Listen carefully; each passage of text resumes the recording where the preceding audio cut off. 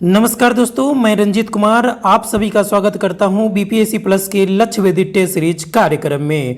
दोस्तों, यह कार्यक्रम उन अभ्यर्थियों के लिए आयोजित किया जा रहा है जिन्हें बीपीएससी के द्वारा आयोजित किए जाने वाले शिक्षक भर्ती परीक्षा में सम्मिलित होना है। दोस्तों, यह जो है पहला टेस्ट सीरीज है।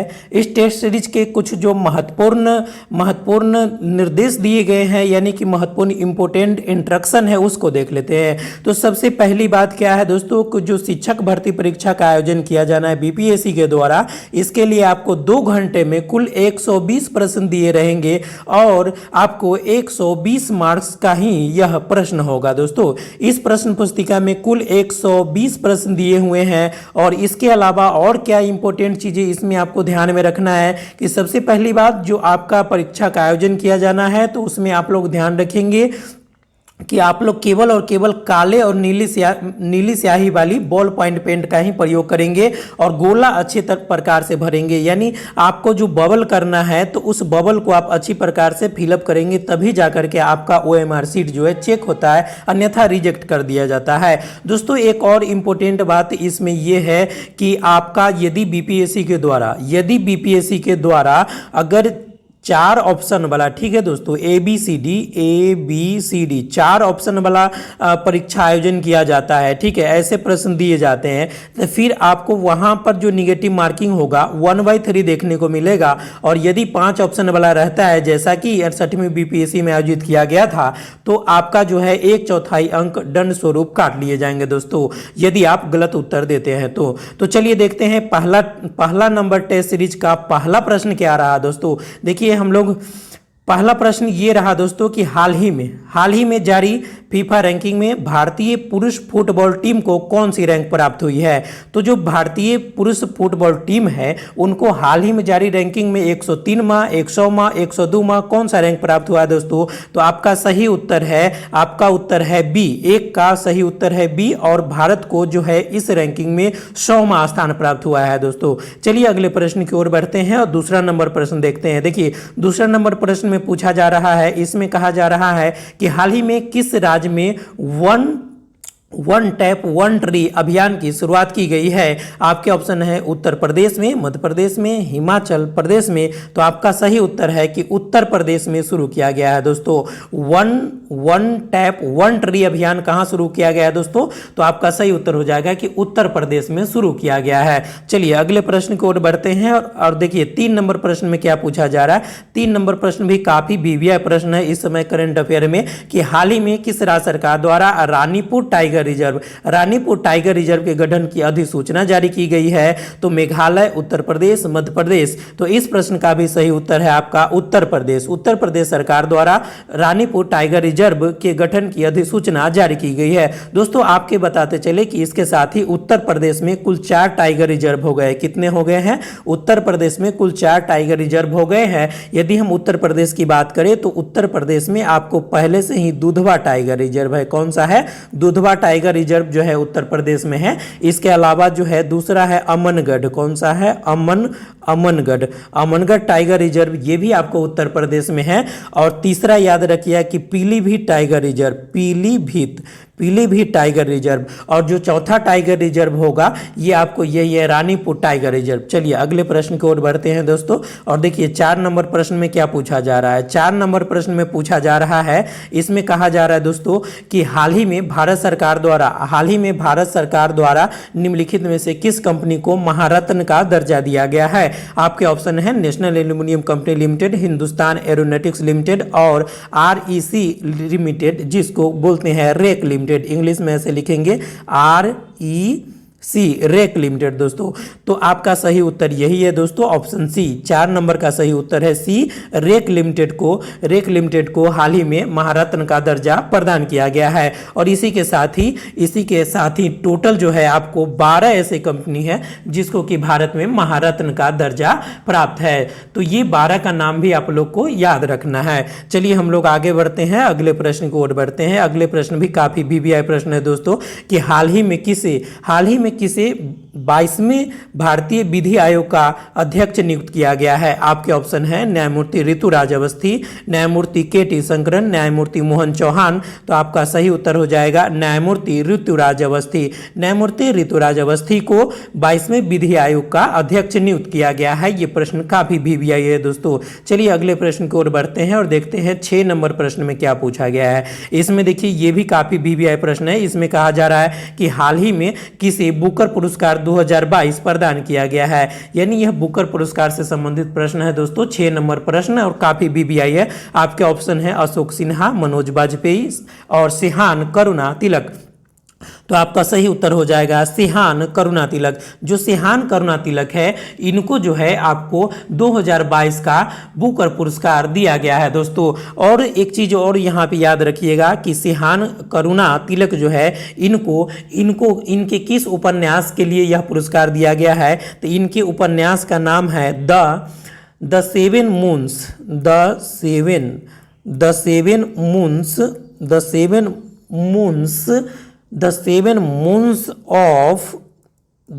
Moons of Mali Almeida.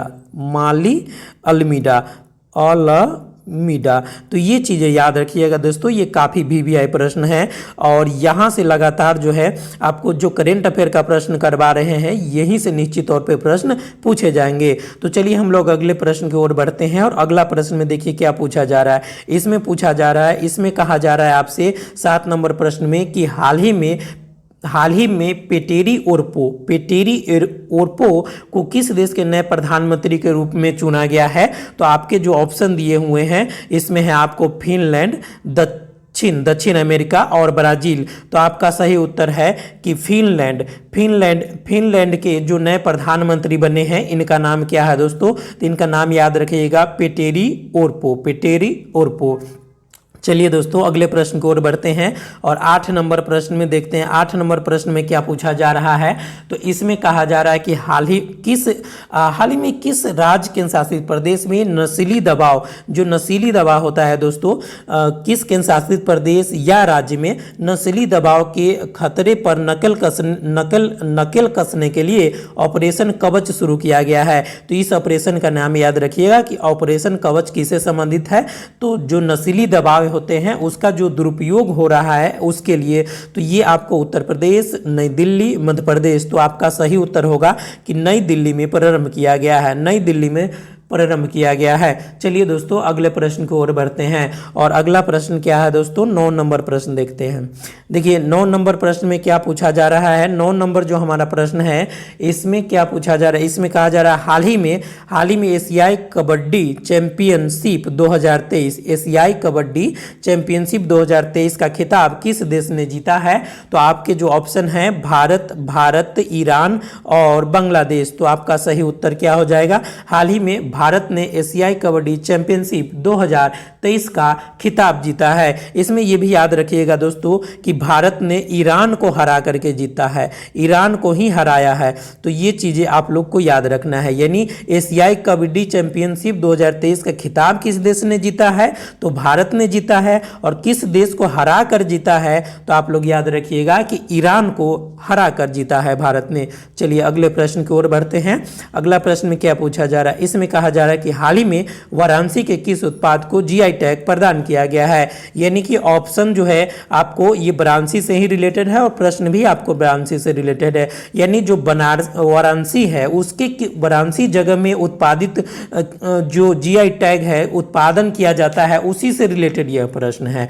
तो वाराणसी जो बनारस का पान है, बनारसी पान और वाराणसी लंगड़ा आम, इसके अलावा सिलाब खाजा भी ऑप्शन में है। तो आपका देखिए दोस्तों किस परिस्थिति में आपका एक से अधिक सही उत्तर हो सकता है। यानी बीपीएससी के द्वारा जो परीक्षा आयोजित किया जाता है और इसमें जो है आपको जो इस तरीके के 5 ऑप्शन दिए होंगे, तो किस परिस्थिति में आपका एक से अधिक सही उत्तर होगा कि देखिए वाराणसी का ही ये दोनों उत्पाद है, बनारसी पान और बनारसी लंगड़ा आम, ये दोनों उत्पाद आपको वाराणसी के हैं और देखिए आपका जो है ये दोनों सही हो सकता है। तो ऐसी परिस्थिति में जो है आपका सही उत्तर होगा ऑप्शन डी, यानी कि उपरोक्त में से एक से अधिक। ये वाला ऑप्शन आप तभी लगाएंगे दोस्तों। तो ये एलिमिनेशन मेथड दोस्तों आप लोग अच्छे तरीके से समझ लीजिए। इसमें किसी भी परिस्थिति में आप लोग जो है उपरोक्त में से एक से अधिक लगाइए, उपरोक्त में से कोई नहीं लगाइएगा, क्योंकि यहां पर चीजें जो है आप एलिमिनेट कर पाएंगे। वही बात करें अगर हम सिलाव खाजा का, तो ये दोस्तों बिहार का स्थानीय उत्पाद है, बिहार का स्थानीय उत्पाद है सिलाव खाजा, और इसे भी जीआई टैग प्रदान किया जा चुका है। और इसके अलावा दोस्तों अगर हम बात करें तो जो बिहार का मखाना है, जिसे हम मिथिला मखाना के नाम से जानते हैं, उसे भी जीआई टैग प्रदान किया जा चुका है। तो चलिए हम लोग आगे बढ़ते हैं, अगले प्रश्न की ओर बढ़ते हैं और अगले प्रश्न में देखते हैं क्या पूछा जा रहा है। दोस्तों ये प्रश्न भी काफी बीबीआई प्रश्न है। इसमें कहा जा रहा है कि हाल ही में कौन सा देश नाटो का 31वां सदस्य बना है। कैमा सदस्य बना है दोस्तों? नाटो का 31वां सदस्य। तो कौन सा देश बना है? आपके ऑप्शन दिए हुए हैं फिनलैंड, स्वीडन, जापान।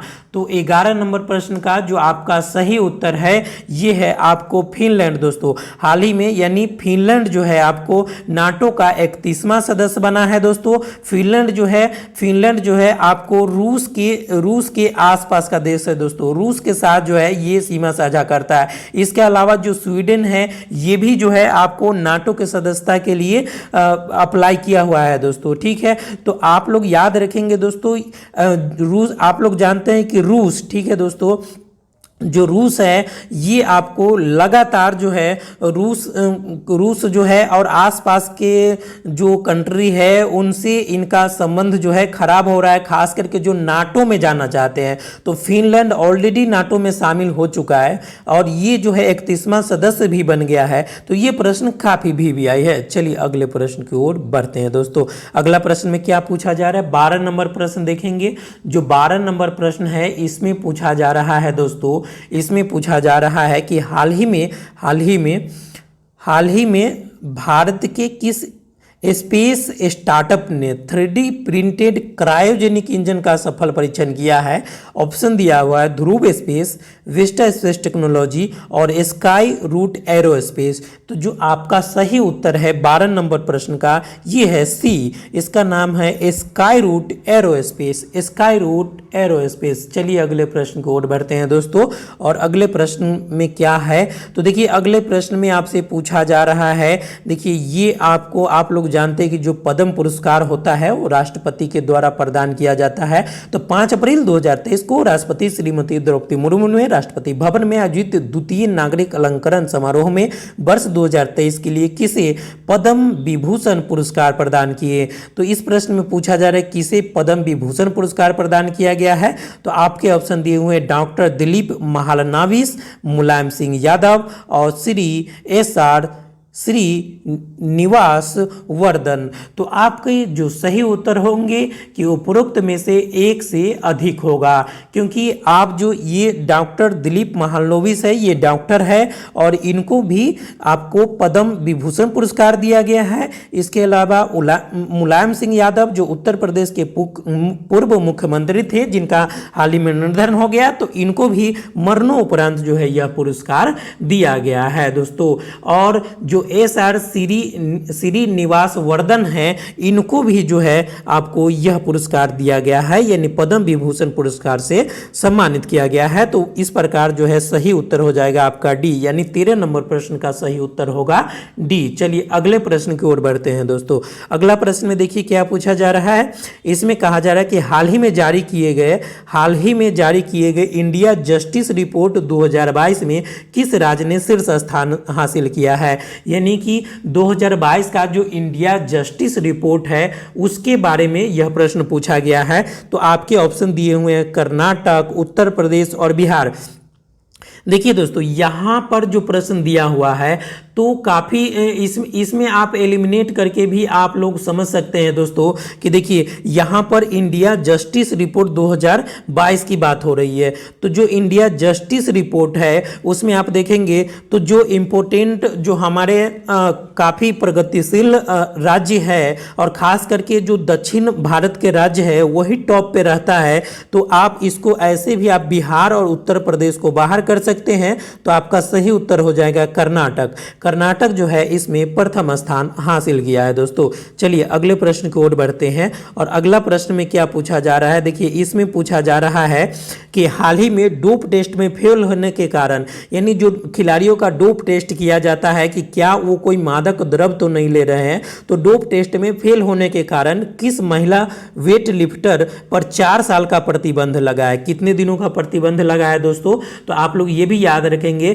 कि 4 वर्षों का प्रतिबंध लगा है, यानी 4 ईयर तक, 4 वर्ष तक अब ये नहीं खेल पाएंगे दोस्तों। तो ये जो है आपके ऑप्शन दिए हुए हैं 15 नंबर प्रश्न में, संजीता चानू, रेनू बाला चानू, मीराबाई चानू। तो देखिए दोस्तों, मीराबाई चानू पे तो इस तरीके के आरोप लग ही नहीं सकते हैं, काफ़ी ये मशहूर खिलाड़ी है। तो आपका जो सही उत्तर होगा ये है आपको कि संजीता चानू, संजीता चानू, यानी कि 15 का आपका सही उत्तर है ए। चलिए दोस्तों अगले प्रश्न की ओर बढ़ते हैं। जो अगला प्रश्न है 16 नंबर प्रश्न। 16 नंबर प्रश्न में देखिए दोस्तों क्या पूछा जा रहा है। दोस्तों यह वीडियो आप लोग को अच्छा लगता है तो वीडियो को लाइक कर दीजिएगा और चैनल को सब्सक्राइब कर दीजिएगा और अपने दोस्तों में शेयर कर दीजिएगा, क्योंकि यह वीडियो और साथ ही ये जो PDF है ये आपको फ्री में उपलब्ध होगा। ये हमारे टेलीग्राम चैनल और व्हाट्सएप ग्रुप पर आप लोग को लिए उपलब्ध रहेगा। देखिए दोस्तों अगले प्रश्न की ओर बढ़ते हैं और ये जो आपका 16 नंबर प्रश्न है इसमें पूछा जा रहा है निम्नलिखित में से कौन सा पृथ्वी के कार्बन चक्र में कार्बन डाइऑक्साइड की मात्रा को नहीं बढ़ाता है। दोस्तों ये जो प्रश्न है आपको देखिए, चूंकि BPSC की तरफ से जो सिलेबस जारी किया गया है इस एग्जाम के लिए यानी टीचर भर्ती के लिए, तो इसमें आप देखेंगे दोस्तों कि इसमें जो ये कहा गया है कि जो आपका जनरल ज्योग्राफी है, ज्योग्राफी के साथ साथ जो है इन्वायरमेंट का जो प्रश्न होगा, इन्वायरमेंटल स्टडी, यहाँ से प्रश्न जो है पूछे जाएंगे। तो यह जो प्रश्न है 16 नंबर इन्वायरमेंट से ही रिलेटेड है। निम्नलिखित में से कौन सा पृथ्वी के कार्बन चक्र में कार्बन डाइऑक्साइड की मात्रा को नहीं बढ़ाता है। तो सबसे पहले आप लोग समझेंगे कि कार्बन चक्र क्या होता है, और कार्बन चक्र में ये बात बता रहा है कि CO2 की मात्रा, यानी कार्बन डाइऑक्साइड का फार्मूला भी दोस्तों आप लोग याद रखेंगे। जो जिनका बैकग्राउंड साइंस नहीं रहा है वो लोग अच्छी तरह से ध्यान रखेंगे कि कार्बन डाइऑक्साइड का फार्मूला होता है CO2। और आपको ये बताना है कि पृथ्वी का जो वातावरण है तो यहाँ पे CO2 की मात्रा को नहीं बढ़ाता है, यानी आपको ये बताना है कि कौन सा ऑप्शन है जो CO2 की मात्रा को नहीं बढ़ाता। ऑप्शन ए में देखिए क्या लिखा हुआ कि ज्वालामुखी क्रिया। दोस्तों जब ज्वालामुखी क्रिया होता है तो ज्वालामुखी का जो उद्वेदन होता है तो उस दौरान जो है कार्बन डाइऑक्साइड गैस निकलता है और यह वातावरण में बढ़ाता है दोस्तों। तो देखिए जो बढ़ाता है उसके लिए ये साइन हमने दिया कि भाई देखिए ज्वालामुखी जो क्रिया है इसमें निश्चित तौर पे आपको कार्बन डाइऑक्साइड की मात्रा बढ़ाएगा। और जो प्रकाश संश्लेषण की क्रिया है तो आप सभी लोग जानते हैं कि सूर्य का जो प्रकाश संश्लेषण की क्रिया होता है, यानी पौधे जो प्रकाश संश्लेषण करते हैं तो उस दौरान पौधे क्या करते हैं कि CO2 है इसको क्या करते हैं, ऑब्जर्व कर लेते हैं। CO2 को क्या करते हैं दोस्तों, देखिए हम लोग जो मानव है ये क्या करते हैं, ऑक्सीजन छोड़ते हैं दोस्तों। हम लोग जो मानव है ये लोग कार्बन डाइऑक्साइड छोड़ते हैं और इसी कार्बन डाइऑक्साइड को जो है पेड़ पौधे अवशोषित कर लेते हैं। पेड़ पौधे क्या करते हैं कि अवशोषित कर लेते हैं। और जो यहाँ से देखिए प्रकाश संश्लेषण के दौरान क्या होता है कि O2 यानी कि ऑक्सीजन क्या होता है दोस्तों, रिलीज होता है और यही ऑक्सीजन जो है हम लोग लेते हैं दोस्तों। तो जो मनुष्य ऑक्सीजन लेता है कहाँ से प्राप्त होता है, तो यही जो है पौधे से ही प्राप्त होता है। पौधा जब ऑक्सीजन को रिलीज करता है तो हम लोग क्या करते हैं, ले लेते हैं। तो यहाँ पे देखेंगे तो आपका सही उत्तर हो जाएगा 16 का उत्तर क्या होगा दोस्तों, कि 16 का उत्तर आपका बी होगा। वही बात करें जैविक पदार्थों का क्षय, तो कोई भी जैविक पदार्थ है, जैसे कि आप देख लिए, मान के चलिए कि कोई भी कचरा पदार्थ है, ठीक है, जैसे कि सब्जी है या कोई भी अन्य भी जैविक पदार्थ है, तो इसका जो क्षय होता है तो उस प्रक्रिया में क्या होगा दोस्तों कि CO2 जो है वायुमंडल में यानी कि ऐड होता चला जाएगा। तो इस प्रकार से आपने देखा कि इसका सही उत्तर क्या हो जाएगा, 16 नंबर का बी होगा। चलिए अगले प्रश्न की ओर बढ़ते हैं। अगला प्रश्न क्या है दोस्तों, ये 17 नंबर प्रश्न भी काफी इंपॉर्टेंट है दोस्तों, और यहां से कई प्रश्न बन सकते हैं। तो आप लोग जो है इसको ध्यान से देखिए कि इसमें पूछा जा रहा है कि शुष्क वायु में घनत्व के अनुसार किस गैस की मात्रा सबसे अधिक है। यानी जो आपको ऑप्शन दिए हुए हैं इसमें बताना है कि सबसे अधिक किस गैस की मात्रा है। आपके ऑप्शन है नाइट्रोजन, ऑक्सीजन और कार्बन डाइऑक्साइड। जो हमारा वायुमंडल है, ठीक है दोस्तों, तो इस वायु में घनत्व के अनुसार जो नाइट्रोजन तो जो नाइट्रोजन है दोस्तों, ये जो है आपका कितने परसेंट है, तो ये आपको 78% है और यह सबसे ज़्यादा है। यानी कि अगर हम पूरी वायुमंडल की बात करें, अगर पूरी वायुमंडल में जो विभिन्न वायुमंडल क्या है दोस्तों, तो देखिए वायुमंडल में जो हमारा वायु है यह विभिन्न गैसों का मिश्रण है, इसको भी याद रखिएगा। और इन विभिन्न गैसों में जो नाइट्रोजन की मात्रा है वो सबसे अधिक है और यह है 78%। जो ऑक्सीजन की मात्रा है दोस्तों, ये है आपको, ऑक्सीजन को आप लोग O2 से डिनोट करते हैं और इसकी जो मात्रा है ये आपको 21% है दोस्तों, तो 21% याद रखिएगा। कार्बन डाइऑक्साइड की जो मात्रा है वो यूपीपीसीएस तथा अन्य कई एग्जामों में पूछे जा चुके हैं दोस्तों। और कार्बन डाइऑक्साइड जो है ये आपको है 0.003%। तो इसको भी याद रखिएगा दोस्तों, ये काफी वीवीआई प्रश्न रहा। चलिए अगले नंबर प्रश्न की ओर बढ़ते हैं। अगला प्रश्न क्या है दोस्तों, 18 नंबर प्रश्न। तो 18 नंबर प्रश्न में क्या पूछा जा रहा है, इसमें पूछा जा रहा है कि पृथ्वी शिखर सम्मेलन का आयोजन कहाँ किया गया था। तो पृथ्वी शिखर सम्मेलन का जो आयोजन है काहिरा में, रियो डी जेनेरियो में और डरबन में। तो आपका जो सही उत्तर है कि रियो डी जेनेरियो में किया गया था। वही अगर आपसे पूछा जाता है दोस्तों कि यह जो आयोजन है कब किया गया था, तो रियो डी जेनेरियो में जो पृथ्वी शिखर सम्मेलन का आयोजन किया गया था, यह प्रथम ही पृथ्वी शिखर सम्मेलन था और इसका आयोजन 1992 में किया गया था दोस्तों। तो ये काफी वीवीआई प्रश्न है दोस्तों। यहाँ पे आप लोग को ये बताते चले कि जो रियो डी जेनेरियो है ये आपको ब्राजील में है। कहाँ पे है दोस्तों, तो ब्राजील में है। ये काफी वीवीआई प्रश्न है, इसको याद रखिएगा। चलिए अगले प्रश्न की ओर बढ़ते हैं। देखिए दोस्तों, ये जो फैक्चुअल प्रश्न होते हैं इसको काफ़ी जो है सावधानी पूर्वक करने की जरूरत है, क्योंकि यहाँ पे गलती होने की चांस बहुत ज़्यादा रहता है। थोड़ा सा मिस्टेक करेंगे गलती हो जाएगा। भारत सरकार द्वारा पर्यावरण के परिरक्षण एवं संरक्षण हेतु पर्यावरण संरक्षण अधिनियम कब पारित किया गया। तो 1986 में, 1987 में, 1988 में। काफ़ी क्लोज ऑप्शन दिए हुए हैं दोस्तों। तो जो आपका सही उत्तर है कि भारत सरकार द्वारा पर्यावरण संरक्षण अधिनियम पारित किया गया था 1986 में, यानी 1986 में पारित किया गया था दोस्तों। काफी वीवीआई प्रश्न। चलिए अगले प्रश्न की ओर बढ़ते हैं। अगला प्रश्न क्या है दोस्तों, अगले प्रश्न में क्या पूछा जा रहा है, देखिए 20 में ये पूछा जा रहा है कि किस तिथि को विश्व पर्यावरण दिवस मनाया जाता है। तो जो विश्व पर्यावरण दिवस है आपके ऑप्शन 1 दिसंबर, 5 जून और 14 नवंबर। तो आपका सही उत्तर है कि 5 जून को विश्व पर्यावरण दिवस मनाया जाता है दोस्तों।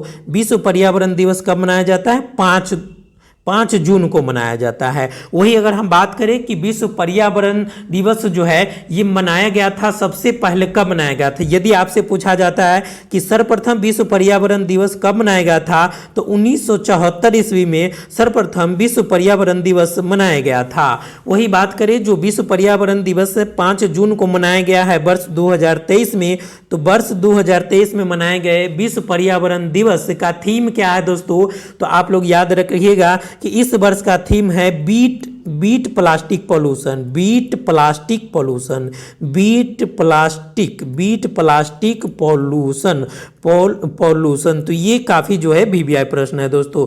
चलिए अगले प्रश्न की ओर बढ़ते हैं और अगला जो प्रश्न है आपका 21 नंबर प्रश्न। दोस्तों देखिए दोस्तों, चूंकि इस डिस्कशन को अच्छे तरीके से कराया जाता है दोस्तों, अगर आपने एक बार पूरा वीडियो देख लिया दोस्तों तो आपको जो है यह प्रश्न कंठस्थ हो जाएगा, याद हो जाएगा, और यहां से कोई भी प्रश्न पूछा जाता है तो आपसे गलती होने का कोई चांस नहीं रहेगा।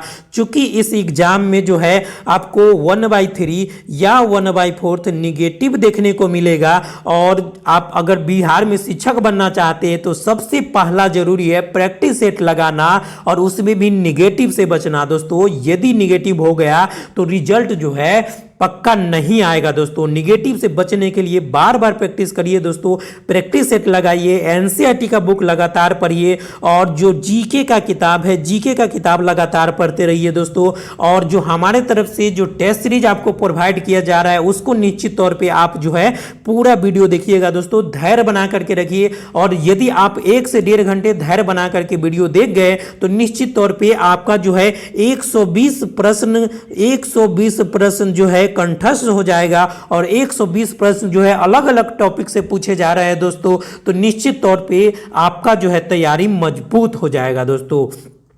देखिए हम लोग फिलहाल देख रहे हैं 21 नंबर प्रश्न। इसमें पूछा जा रहा है कि निम्नलिखित में से कौन सा से पदार्थ ट्रांजिस्टर बनाने के लिए सर्वाधिक प्रयुक्त होता है। तो देखिए दोस्तों, जो हमारा ट्रांजिस्टर बनाया जाता है इसमें सोना प्रयुक्त होगा? नहीं होगा। तांबा प्रयुक्त होगा? नहीं होगा दोस्तों। क्या होगा दोस्तों? तो सिलिकॉन का प्रयोग किया जाएगा। किसका प्रयोग किया जाएगा? तो सिलिकॉन का प्रयोग किया जाएगा। चलिए अगले प्रश्न की ओर बढ़ते हैं और 22 नंबर प्रश्न में देखते हैं दोस्तों 22 नंबर प्रश्न में क्या पूछा जा रहा है। तो 22 नंबर प्रश्न में ये पूछा जा रहा है दोस्तों, 22 नंबर प्रश्न में इसमें कहा जा रहा है कि प्रत्यावर्ती धारा को, यानी जो प्रत्यावर्ती धारा को दिष्ट धारा में परिवर्तित करने वाली युक्ति क्या कहलाती है। तो जो प्रत्यावर्ती धारा को यानी कि एसी को, देखिए प्रत्यावर्ती धारा यानी कि एसी, और इसको जो है परावर्तित, इसको जो है क्या कन्वर्ट करना है, इसको जो है परिवर्तित करना है किस में? तो डीसी में कन्वर्ट करना है। तो यह करने वाली युक्ति क्या कहलाती है दोस्तों? तो इन्वर्टर, ट्रांसफार्मर, रेक्टिफायर। तो आपका सही उत्तर है दोस्तों रेक्टिफायर कहलाता है। क्या कहलाता है? रेक्टिफायर कहलाता है। चलिए अगले प्रश्न की ओर बढ़ते हैं। अगला प्रश्न क्या है दोस्तों? 23 नंबर प्रश्न, निम्नलिखित में से कौन सी धातु रोशनी के बल्बों में, यानी कि हम लोग जो रोशनी के लिए बल्ब यूज करते हैं तो इसके फिलामेंट के रूप में प्रयोग किया जाता है। तो फिलामेंट के रूप में क्या प्रयोग किया जाता है दोस्तों? टंगस्टन, चांदी, मोलिब्डेनम। तो आपका सही उत्तर हो जाएगा दोस्तों 23 का उत्तर है आपका ए, 23 का उत्तर है टंगस्टन। चलिए अगले प्रश्न की ओर बढ़ते हैं दोस्तों। देखिए 24 नंबर प्रश्न में क्या पूछा जा रहा है। तो तेज हवा वाली रात्रि में ओस नहीं बनता है, मतलब आपको यह बताना है कि क्या कारण है कि तेज हवा वाली रात्रि में ओस नहीं बनती है। क्योंकि वाष्पीकरण की दर तेज होती है, वाष्पीकरण की दर जो है तेज होती है, आकाश साफ नहीं होता है, तापमान ऊंचा रहता है। तो ऐसा कोई कारण नहीं है। आपका सही उत्तर ए है, 24 का सही उत्तर ए है कि वाष्पीकरण की दर तेज होती है। तो वाष्पीकरण की दर जो है आपको इवेपोरेशन की दर जो है आपको वाष्पीकरण की दर तेज होती है। यही वजह है कि तेज हवा वाली रात्रि में ओस नहीं बनते हैं। चलिए अगले प्रश्न की ओर बढ़ते हैं।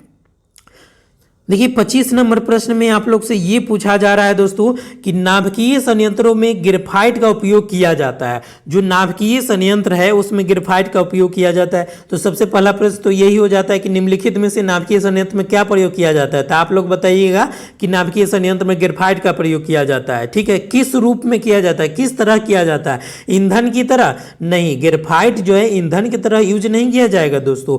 विमंदक की तरह, तो हाँ विमंदक की तरह जो है यूज किया जाता है। यानी कि आपका सही उत्तर हो जाएगा जो आपका 25 नंबर प्रश्न है, ये आपका हो जाएगा, क्या हो जाएगा दोस्तों, 25 नंबर प्रश्न है कि वस्तुतः जो आपका जो परंपरागत नाभिकीय रिएक्टर है ग्रेफाइट और भारी जल साधारण जल का प्रयोग मंदक के रूप में किया जाता था। तो आपका जो सही उत्तर हो जाएगा 25 नंबर का क्या होगा दोस्तों, आपका सही उत्तर हो जाएगा विमंदक की तरह, यानी मंदक या विमंदक एक ही बात है दोस्तों, आप लोग मंदक या विमंदक कोई भी ऑप्शन में आ सकता है, तो आपका सही उत्तर हो जाएगा बी। चलिए अगले प्रश्न की ओर बढ़ते हैं। अगला प्रश्न जो है आपका, ये आपका 26 नंबर प्रश्न, देखिए 26 नंबर प्रश्न में क्या पूछा जा रहा है दोस्तों, देखिए इसमें कहा जा रहा है कि भारत में, देखिए काफ़ी वीवीआई प्रश्न है दोस्तों, ये बीपीएससी के द्वारा शायद मेरे समझ से पूछा भी गया है कि भारत में प्रचुर मात्रा में उपलब्ध महत्वपूर्ण नाभिकीय ईंधन कौन सा है, यानी ये जो ईंधन है नाभिकीय है, ठीक है, और यह भारत में प्रचुर मात्रा में उपलब्ध है। आपके ऑप्शन है यूरेनियम, दोस्तों यूरेनियम नहीं होगा क्योंकि यूरेनियम प्रचुर मात्रा में उपलब्ध नहीं है। यूरेनियम जो है आपको दोस्तों, यूरेनियम ये जो है आपके अगर हम बात करें तो भारत जो है ऑस्ट्रेलिया से खरीदता है दोस्तों। तो ये जो है खरीदारी हम क्यों करें अगर हमारे पास बहुत ज़्यादा मात्रा में उपलब्ध हो। इरिडियम नहीं, इरिडियम भी नहीं, तो आपका सही उत्तर हो जाएगा थोरियम। जो आपका थोरियम है यानी 26 का उत्तर हो जाएगा सी दोस्तों। देखिए थोरियम एक महत्वपूर्ण नाभिकीय ईंधन है जो प्रचुर मात्रा में भारत में उपलब्ध है। और थोरियम जो है किसका अयस्क है, एक प्रश्न ये भी पूछता है दोस्तों कि थोरियम जो है वो किसका अयस्क है, तो थोरियम दोस्तों आपको मोनाजाइट का अयस्क है। मोनाजाइट दोस्तों, मोनाजाइट, थोरियम जो है दोस्तों मोनाजाइट का अयस्क है, ये याद रखिएगा। और ये सबसे ज़्यादा मात्रा में जो है केरल के तट पर जो रेतीली बालू है, केरल के तट पर जो रेत है, इस रेत में जो है थोरियम की मात्रा बहुत ज़्यादा पाया जाता है दोस्तों। चलिए अगले प्रश्न की ओर बढ़ते हैं। अगला प्रश्न में क्या पूछा जा रहा है 27 नंबर में दोस्तों, तो जो 27 नंबर में पूछा जा रहा है कि सूर्य पर ऊर्जा का निर्माण होता है, यानी किस प्रक्रिया द्वारा सूर्य पर ऊर्जा का निर्माण होता है दोस्तों। तो आपके ऑप्शन है नाभिकीय विखंडन, नाभिकीय संलयन, ऑक्सीकरण अभिक्रियाओं द्वारा। तो इसको तो पहले ही छाड़ दीजिए कि ऑक्सीकरण अभिक्रिया किसी भी सूरत में आंसर नहीं होने जा रहा है। अब बात करें नाभिकीय विखंडन का और नाभिकीय संलयन का, तो नाभिकीय विखंडन क्या होता है दोस्तों कि जब एक भारी नाभिक टूट जाता है तब उसको नाभिकीय विखंडन कहा जाता है। किंतु सूर्य पर जो है ऐसा बात नहीं है। सूर्य पर क्या है कि जो नाभिकीय संलयन की प्रक्रिया होता है, इसी के द्वारा क्या होता है कि सूर्य पर ऊर्जा का लगातार उत्पादन होता रहता है। वस्तुतः सूर्य पर क्या है दोस्तों, सूर्य या कोई अन्य भी तारा है तो यहाँ पर नाभिकीय संलयन अभिक्रिया होता है, क्योंकि सूर्य का जो अधिकांश भाग है वो हाइड्रोजन और हीलियम का बना हुआ है। किसका बना हुआ है दोस्तों, तो हाइड्रोजन और हीलियम का बना हुआ है दोस्तों, हाइड्रोजन और हीलियम का बना हुआ है। और हाइड्रोजन तथा हीलियम का यहाँ पर जो है संलयन होता रहता है, ठीक है, जिससे कि अपार मात्रा में यहाँ पे ऊर्जा का उत्पादन होता है दोस्तों। तो ये आप लोग याद रखिएगा, काफी वीवीआई प्रश्न है। चलिए अगले प्रश्न की ओर बढ़ते हैं। 28 नंबर प्रश्न, 28 नंबर में पूछ रहा है कि निम्नलिखित तत्वों में से कौन सा अर्धचालक है, यानी कि आपको ये बताना है इसमें से कौन सा अर्धचालक है, एल्युमिनियम, चांदी, सिलिकॉन। तो जो आपका सही उत्तर है कि सिलिकॉन जो है अर्धचालक है। सिलिकॉन क्या है दोस्तों, अर्धचालक है। और अर्धचालक किसे कहा जाता है, तो वैसा पदार्थ जिनको विद्युत चालकता जो है वो आपको अचालकों की अपेक्षा बहुत अधिक परंतु चालकों की अपेक्षा बहुत कम होती है, इन्हें अर्धचालक कहा जाता है दोस्तों। यदि सिलिकॉन जो है ऑप्शन में न दिया रहे तो आप लोग जो है जर्मेनियम भी लगाइएगा, क्योंकि सिलिकॉन तथा जो सिलिकॉन है इसके अलावा जो है आप लोग जर्मेनियम का याद रखिए, जर्मेनियम, सिलिकॉन और जर्मेनियम ये दोनों अर्धचालक पदार्थ हैं, इसको याद रखिएगा। चलिए अगले प्रश्न की ओर बढ़ते हैं। और दोनों के दोनों ऑप्शन में दे देगा दोस्तों। अगर जर्मेनियम भी दे दिया यहाँ पे ऑप्शन में और सिलिकॉन भी दिया हुआ है तो ऐसी स्थिति में आपको उत्तर लगाना है कि उपयुक्त में से एक से अधिक सही है, यानी कि डी सही हो सकता है। चलिए अगले प्रश्न की ओर बढ़ते हैं। और अगला प्रश्न में क्या पूछा जा रहा है, जो आपका 30 नंबर प्रश्न है इसमें पूछा जा रहा है इसमें क्या कहा जा रहा है कि प्रसव्य ध्वनि तरंगों की आवृत्ति कितनी होती है, पराश्रव्य ध्वनि तरंगों की आवृत्ति कितनी होती है। दोस्तों आपको एक बात साफ कर दूं कि चूंकि डिस्कशन में ज्यादा समय लगेगा तो आपको चीजें अच्छी तरीके से याद होगा, और एक ही जो प्रश्न इसमें पूछा गया इसके अलावा भी मैं कई चीजें आप लोग को बताते चलूंगा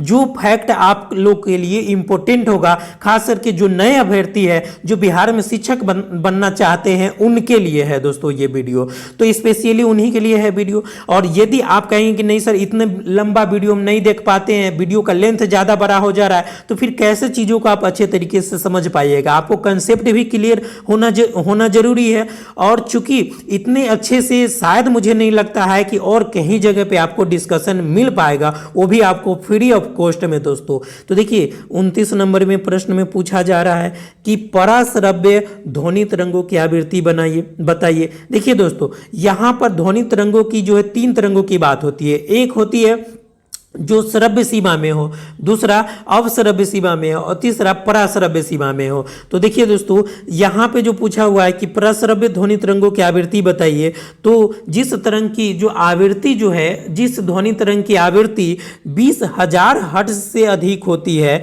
तब उसको हम लोग क्या कहते हैं, पराश्रव्य तरंग कहते हैं दोस्तों। 3 तरह की तरंगों की बात होगी, कितने तरह की दोस्तों, 3 तरंग की। तो इसमें से देखिए दोस्तों 3 तरंग की बात हो रही है, तो इसमें से जिस तरंग की आवृत्ति 20,000 हर्ट्ज से भी अधिक हो, और हर्ट्ज यहाँ पर देखिए जो दोस्तों एक बात और याद रखिएगा, जो आवृत्ति होता है इसका मात्रक पूछेगा तो आवृत्ति का मात्रक यही होता है, हर्ट्ज होता है, इसको याद रखिएगा। और इसको डिनोट कैसे करते हैं, तो एच जेड से डिनोट करते हैं। ये भी प्रश्न आपका VVI हो सकता है। तो देखिए जिस तरंग की आवृत्ति 20 हर्ट्ज से कम होती है तो उसको हम लोग कहते हैं अवश्रव्य। क्या कहते हैं, अवश्रव्य, यानी इसको आम व्यक्ति नहीं सुन सकता है। इसको कौन सुन सकता है दोस्तों, तो ये भी याद रखिए इसको कुत्ता सुन सकता है। कौन दोस्तों, तो कुत्ता जो होता है ये आपको अवश्रव्य तरंग को भी सुन सकता है। ठीक है दोस्तों। और जो दूसरा होता है जो श्रव्य सीमा होता है तो 20 हर्ट्ज से 20,000 हर्ट्ज के बीच होता है, तो इसको बोलते हैं कि श्रव्य सीमा, और इसको बोलते हैं श्रव्य सीमा। तो श्रव्य, अवश्रव्य और पराश्रव्य, देखिए जिस तरंग की आवृत्ति 20,000 हर्ट्ज से अधिक हो तो इसको बोलते हैं पराश्रव्य बोलते हैं। क्या बोलते हैं दोस्तों, पराश्रव्य बोलते हैं। तो निश्चित तौर पे आप लोग को कंफर्म हो गया होगा। फिलहाल 29 नंबर प्रश्न का जो उत्तर है ये आपको सी है दोस्तों। चलिए अगले प्रश्न को और बढ़ते हैं, और अगले प्रश्न जो है आपका 30 नंबर प्रश्न। देखिए दोस्तों ये प्रश्न जो है ये सभी प्रश्न काफी VVI प्रश्न है, और ये आपको BPSC के द्वारा इस तरह के प्रश्न लगातार पूछे जाते रहे हैं दोस्तों। और देखिए एक बात स्पष्ट किया गया है कि सिलेबस में जो टीचर भर्ती का सिलेबस है इसमें अलग से कहा गया है कि भैया हम सामान्य विज्ञान यानी कि जनरल साइंस का प्रश्न पूछेंगे। तो साइंस का प्रश्न जो है आपको कम से कम 20 प्लस आपको देखने का मिलेगा दोस्तों। तो जिनका भी बैकग्राउंड साइंस नहीं है वो लोग साइंस जो है हमारे टेस्ट सीरीज के माध्यम से साइंस बेहतर कर सकते हैं, और इसीलिए खास करके जो डिस्कशन है वो आपको थोड़ी लंबा हो सकता है दोस्तों। तो धैर्य बना के बैठिएगा और अच्छे तरीके से बैठिएगा, और टेस्ट देने के बाद जो है 2 घंटे डिस्कशन में समय निश्चित तौर पे दीजिएगा दोस्तों। तो देखिए इसमें पूछा जा रहा है कि निम्नलिखित में से किस तत्व में न्यूट्रॉन नहीं होता है।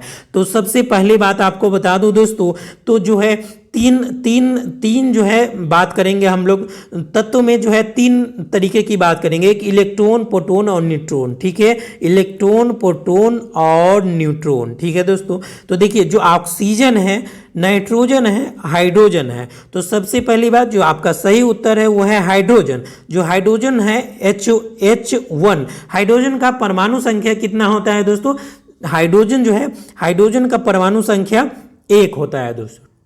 ठीक है, इसका संकेत क्या हो जाएगा, H हो जाएगा। इसका भार दोस्तों लगभग 1 यानी कि 1.008 होता है। हाइड्रोजन का भार पूछेगा तो 1.008 होता है, यानी कि लगभग 1 कहते हैं। इसका परमाणु संख्या भी 1 होगा दोस्तों। यहाँ पे पूछा जाए न्यूट्रॉन की संख्या नहीं है, तो निश्चित तौर पे इसमें कोई न्यूट्रॉन नहीं है दोस्तों, क्योंकि न्यूट्रॉन की जो संख्या होता है वो किसी तत्व में प्रोटॉन की संख्या, ठीक है दोस्तों, प्रोटॉन प्रोटॉन की संख्या बराबर होता है इलेक्ट्रॉन की संख्या, और यही होता है आपको क्या होता है दोस्तों, परमाणु संख्या। ठीक है दोस्तों, परमाणु संख्या, इसको बोलेंगे एटॉमिक नंबर, इसको बोलेंगे एटॉमिक नंबर, परमाणु संख्या दोस्तों बोलेंगे इसको।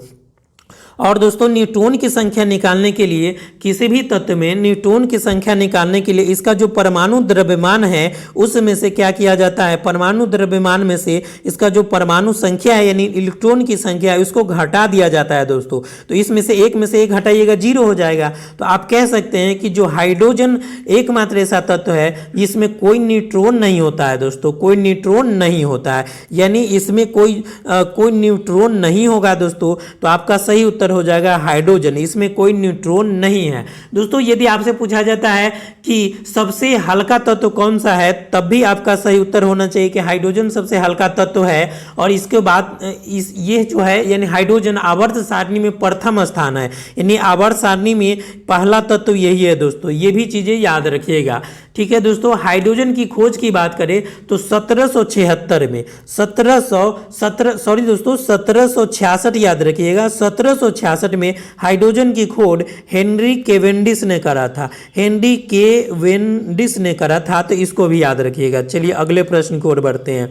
अगला प्रश्न क्या है दोस्तों, 32 नंबर प्रश्न। 32 नंबर में क्या पूछा जा रहा है, तो इसमें कहा जा रहा है कि एंगस्ट्रम एक इकाई है, एंगस्ट्रम एक इकाई है किसका, तो आपका सही उत्तर है कि तरंगदैर्ध्य का इकाई है। एंगस्ट्रम किसका इकाई है, तरंगदैर्ध्य का। वही बात करें ऊर्जा की, तो जो ऊर्जा का जो इकाई है, ऊर्जा जो है जूल हो जाएगा दोस्तों। इसके अलावा जो है जूल कार्य का भी मात्रक होता है, ये भी याद रखिएगा। कार्य तथा ऊर्जा ये दोनों का मात्रक क्या होता है दोस्तों, जूल होता है। आवृत्ति को हर्ट्ज में मापा जाता है, अभी थोड़ी देर पहले ही आपको बताए थे, इसको HZ से डिनोट किया जाता है। चलिए अगले प्रश्न की ओर बढ़ते हैं। 33 नंबर प्रश्न, इसमें क्या पूछा जा रहा है दोस्तों, तो इसमें पूछा जा रहा है 33 नंबर में पूछा जाता है कि EEG जिसको बोलते हैं इलेक्ट्रोएन्सेफेलोग्राम का उपयोग निम्न में से किसकी निगरानी में किया जाता है। आपके ऑप्शन है हृदय, मस्तिष्क, अग्नाशय। तो आपका जो सही उत्तर है 33 का, ये आपको मस्तिष्क के निगरानी में जो है EEG का प्रयोग किया जाता है। EEG का प्रयोग मस्तिष्क के निगरानी में किया जाता है, वहीं हृदय की निगरानी में ECG का प्रयोग किया जाता है। दोनों प्रश्न जो है आपका VVI है। चलिए अगले प्रश्न की ओर बढ़ते हैं। अगला प्रश्न जो है इंपॉर्टेंट है कि शरीर का तापमान किसके द्वारा नियंत्रित होता है, तो थैलेमस, हाइपोथैलेमस, सेरिबेलम। आपका सही उत्तर है कि हाइपोथैलेमस के द्वारा नियंत्रित होता है। चलिए अगले प्रश्न की ओर बढ़ते हैं। 34 नंबर, काफी VVI प्रश्न है दोस्तों। इस प्रश्न को अगर आपने सॉल्व कर लिया तो इससे रिलेटेड कोई भी प्रश्न आपका नहीं छूटेगा। देखिए आपसे पूछा जा रहा है कि ग्रीन हाउस गैसों का मुख्य घटक बताइए। तो जो ग्रीन हाउस गैस होता है, ग्रीन हाउस गैस, इसको हरितगृह प्रभाव भी कहा जाता है, हरितगृह प्रभाव गैस या ग्रीन हाउस गैस। ठीक है दोस्तों, तो ग्रीन हाउस जो है आपका इंग्लिश नाम है। तो ग्रीन हाउस गैस का मुख्य घटक क्या है, तो कार्बन डाइऑक्साइड, कार्बन डाइऑक्साइड यानी कि CO2, जी हाँ इसमें शामिल है। मीथेन यानी कि इसका फार्मूला भी याद रखिए CH4, ये भी शामिल है। नाइट्रस ऑक्साइड जिसका फार्मूला नाइट्रस ऑक्साइड यानी कि N2O। देखिए दोस्तों ये तीनों के तीनों जो है ग्रीन हाउस गैस का क्या है, घटक है दोस्तों। नाइट्रस ऑक्साइड को याद रखिएगा कि इसे हंसाने वाली गैस यानी कि हंसाने वाली गैस भी कहा जाता है। जो हंसाने वाली गैस किसे कहा जाता है, तो नाइट्रस ऑक्साइड को कहा जाता है। नाइट्रस ऑक्साइड यानी N2O को कहा जाता है। शल्य चिकित्सा में डॉक्टरों के द्वारा बेहोशी करने में इसका प्रयोग किया जाता है दोस्तों, ये भी याद रखिएगा।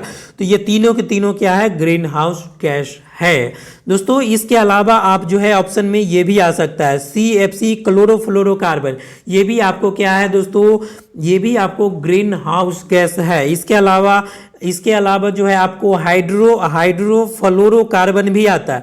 इसके अलावा जो है आपका ओजोन जिसे O3 से डिनोट किया जाता है, ये भी आपको ग्रीन हाउस गैस है। तो इतनी चीजें आप लोग याद रखेंगे इस प्रश्न के लिए। अगले प्रश्न की ओर बढ़ते हैं। देखिए अगला प्रश्न में क्या पूछा जा रहा है, 36 नंबर प्रश्न में। देखिए 36 नंबर प्रश्न में क्या पूछा है, इसमें ये देखिए फिजिक्स का प्रश्न और काफी VVI प्रश्न है दोस्तों।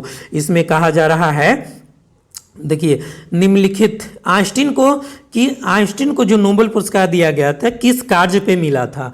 आइंस्टीन को नोबेल पुरस्कार किस कार्य पे मिला था? तो जो आपके ऑप्शन हैं इसमें से पहला ऑप्शन है प्रकाश विद्युत प्रभाव के लिए, तो यही आपका सही उत्तर है कि प्रकाश विद्युत प्रभाव के लिए आइंस्टीन को नोबेल पुरस्कार मिला था।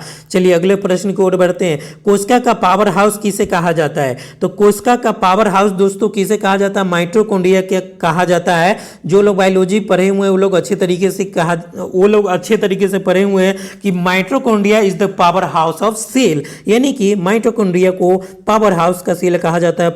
चलिए तो कोशिका को पावर हाउस किसे कहा जाता है? तो आपका सही उत्तर हो जाएगा माइटोकॉन्ड्रिया। माइटोकॉन्ड्रिया यानी कि 37 का उत्तर हो जाएगा बी, 37 का बी। चलिए अगले प्रश्न की ओर बढ़ते हैं। 38 नंबर में एड्स निम्नलिखित में से किस कारण होता है? दोस्तों जो एड्स है पानी, जीवाणु, विषाणु। तो जो एड्स है ये आपको वायरस के कारण यानी विषाणु के कारण होता है। एड्स जो है आपको वायरस के कारण होता है। इसका नाम याद रखिएगा HIV जो है आपको किस, और इसके वायरस का भी नाम आप लोग याद रख सकते हैं दोस्तों।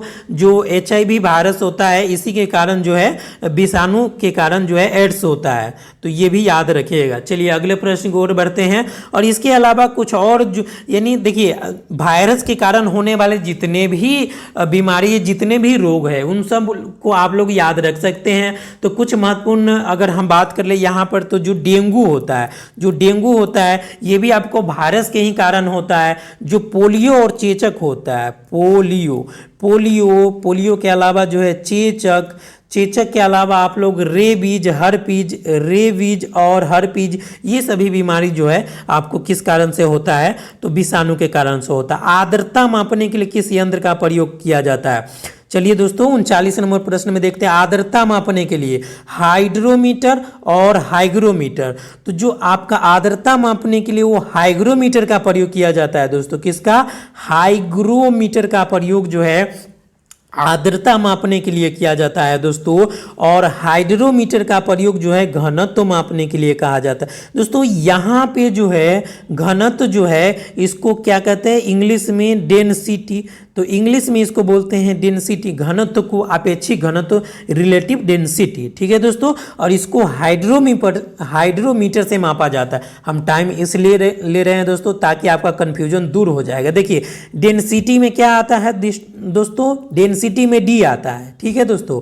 और हाइड्रो में भी देखिए डी आता है। तो हाइड्रो में डी आता है तो जहां डी हो जाएगा आप इसको जो है एनिमिलेट कर लीजिएगा, ठीक है। और आर्द्रता पूछेगा तो यहां से आप आ जाइएगा किसमें? हाइग्रो में आ जाइएगा, ठीक है दोस्तों। तो इस प्रकार से इसको एलिमिनेट करते हैं। पायरोमीटर की बात करें तो अत्यधिक उच्च तापमान होता है, तापमान अत्यधिक उच्च ताप को मापने के लिए पायरोमीटर का प्रयोग किया जाता है। चलिए अगले प्रश्न की ओर बढ़ते हैं। रक्त का थक्का बनने में प्रभावी विटामिन बताइए दोस्तों। तो इस तरीके से भी प्रश्न आ सकता है जहां पे कोई ऑप्शन भी आपको ना मिले।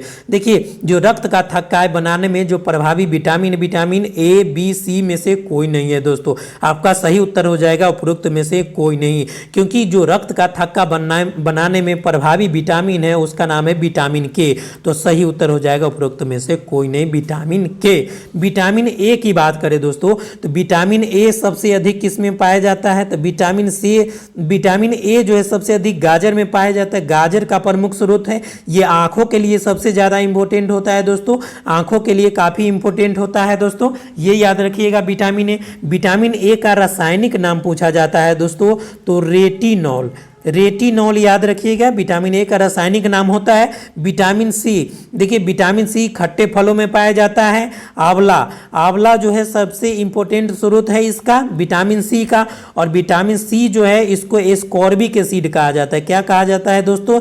एस्कॉर्बिक एसिड कहा जाता है। एस्कॉर्बिक एसिड जो है इसका केमिकल नेम है दोस्तों, आप लोग याद रखिएगा। अब बी का इसलिए नहीं बता रहे हैं कि बी कॉम्प्लेक्स के अंतर्गत कई विटामिन आते हैं जो हम लोग आगे देखेंगे दोस्तों। तो चलिए दोस्तों हम लोग अगले प्रश्न की ओर बढ़ते हैं। अगला प्रश्न क्या है? देखिए 41 नंबर प्रश्न। देखिए इसमें से आपको पूछा जा रहा है कि मादा सेक्स हार्मोन कौन सा है, यानी जो आपको ऑप्शन दिए हुए हैं 41 में, इसमें बताना है आपको कि मादा सेक्स हार्मोन कौन सा है। आपके ऑप्शन है एस्ट्रोजन, एंड्रोजन और इंसुलिन। तो जो आपका सही उत्तर है कि एस्ट्रोजन जो है आपका मादा सेक्स हार्मोन है। चलिए अगले प्रश्न की ओर बढ़ते हैं, 42 नंबर प्रश्न की ओर। जो 42 नंबर प्रश्न है इसमें क्या पूछा जा रहा है दोस्तों, देखिए ये काफ़ी वीवीआई प्रश्न है दोस्तों। इस प्रश्न में पूछा जा रहा है कि थायराइड ग्रंथि की खराबी किसकी कमी के कारण से होता है। तो जो थायराइड ग्रंथि है क्या विटामिन ए से खराब होगा? नहीं, विटामिन ए की कमी से नहीं होता। आपने देखा कि विटामिन ए की कमी से जो है रतौंधी होता है। विटामिन ए की कमी से क्या होता है? रतौंधी। रतौंधी जो है रतौंधी विटामिन ए की कमी से होता है। कैल्शियम, देखिए कैल्शियम से हड्डी का प्रॉब्लम हो सकता है। ठीक है दोस्तों। आयोडीन, जी हाँ, आयोडीन की कमी से ही थायराइड ग्रंथि की खराबी होती है। थायराइड ग्रंथि की खराबी जिसे हम क्या कहते हैं? घेघा रोग। घेघा रोग, देखिए आपको ऐसे भी पूछा जाता है कि घेघा रोग जो है किसकी कमी से होता है? तो आयोडीन की कमी से होता है। इसीलिए आजकल देखेंगे मार्केट में जितने भी साल्ट है, जितने भी आपको नमक आ रहे हैं, ये आपको आयोडीन युक्त आ रहा है। ठीक है दोस्तों। और इसके अलावा अगर हम लोग बात करें जो आयोडीन की प्राप्ति है, आयोडीन की प्राप्ति कहाँ से होता है? तो जो आयोडीन होता है इसकी प्राप्ति जो है दोस्तों, आयोडीन की प्राप्ति की अगर हम बात कर ले, चलिए हम लोग बताते ही चले यहाँ पे कि आपका जो आयोडीन है इसकी प्राप्ति जो है समुद्री घास से होता है। जो समुद्री घास है उससे प्राप्ति होती है। उसका नाम याद रखिएगा, इसका नाम है लेमेनेरिया। चूंकि आपका जो एग्जाम है ये काफ़ी जो आईएएस स्तर तक का भी प्रश्न पूछा जा सकता है दोस्तों। तो आईएएस में पढ़ना है कि लेमिनेरिया जो है समुद्री शैवाल होता है, समुद्री घास होता है, जिससे कि आयोडीन का निर्माण किया जाता है। ठीक है दोस्तों। दूसरी बात एक और बताते चले, आयोडीन से रिलेटेड एक और प्रश्न बनता है कि निम्नलिखित में से कौन सा ऊर्ध्वपातन पदार्थ है। तो जो ऊर्ध्वपातन पदार्थ में ऑप्शन में दिया रहेगा आयोडीन भी आ सकता है। ठीक है दोस्तों। आयोडीन, और आयोडीन का ये जो लक्षण होता है कि ठोस, ठीक है दोस्तों, ठोस है और इसको अगर आप हीट करते, गर्म करते हैं तो सीधे यह द्रव में परिवर्तित हुए बिना गैस में कन्वर्ट हो जाता है। तो यह प्रक्रिया जो है सब्लिमेशन, यानी कि क्या कहलाता है दोस्तों? सब्लिमेशन कहलाता है। तो उसका ये एग्जाम्पल है, ये याद रखिएगा। चलिए अगले प्रश्न की ओर बढ़ते हैं। नेक्स्ट प्रश्न क्या है दोस्तों? नेक्स्ट प्रश्न में क्या पूछा जा रहा है? तो जो हमारा 43 नंबर प्रश्न है कि निम्नलिखित में से सबसे मीठी शर्करा बताइए। निम्नलिखित में से सबसे मीठी शर्करा बताना है। Fructose, glucose, maltose. तो सही उत्तर है आपका 43 का जो सही उत्तर है वो है आपका फ्रुक्टोज। चलिए अगले प्रश्न की ओर बढ़ते हैं। 44 नंबर में निम्नलिखित में कौन सा एक सच्चा फल नहीं है? जो आपको ऑप्शन दिए उसमें सेब, अंगूर, खजूर। तो जो आपका ऑप्शन है सेब, ये आपको सच्चा फल नहीं है दोस्तों। सेब क्या है? तो सेब जो है सच्चा फल नहीं है। ठीक है। और ये जो है झूठा फल है दोस्तों। ऐसे भी पूछा जा सकता है कौन सच्चा फल नहीं है, या ऐसे भी पूछा जा सकता है कि कौन जो है आपका झूठा फल है। तो ये भी बता सकते हैं, ट्रू और फॉल्स दे करके पूछ सकता है दोस्तों।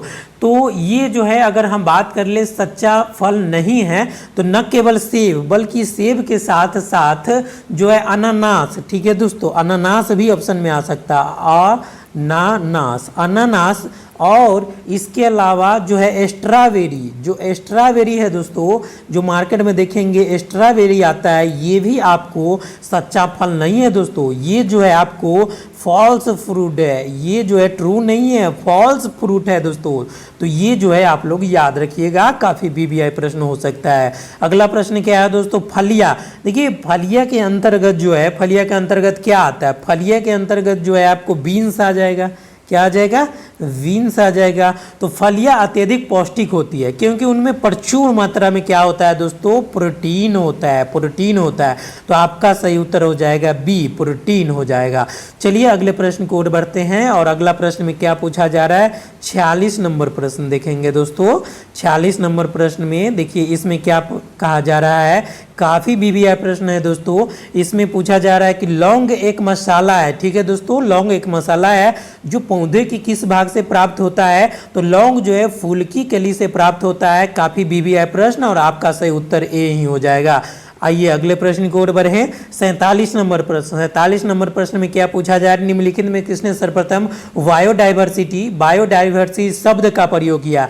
तो सी सीजे बैरो, डी कास्त्री और वाल्टर जीरोसेन। तो आपका सही उत्तर हो जाएगा वाल्टर जीरोसेन। 47 का सही उत्तर क्या होना चाहिए दोस्तों कि बायोडाइवर्सिटी शब्द का प्रयोग वाल्टर जीरोसेन ने ही करा था। चलिए अगले प्रश्न की ओर बढ़ते हैं। 48 नंबर प्रश्न में 48 नंबर प्रश्न क्या है दोस्तों, देखिए दोस्तों ये पॉलिटी का प्रश्न है। अब देखिए पॉलिटी का प्रश्न है, निम्नलिखित में से कौन शासक राज्यपाल की नियुक्ति करता है। इन्हें आपको ये बताना है कि राज्यपाल की नियुक्ति कौन करता है। केंद्रीय मंत्रिमंडल, उच्चतम न्यायालय का मुख्य न्यायाधीश, लोकसभा के अध्यक्ष। जी नहीं, इसमें से कोई भी ऑप्शन सही नहीं है कि आप कह सकते हैं कि इसका जो सही उत्तर हो जाएगा वो हो जाएगा आपका ई।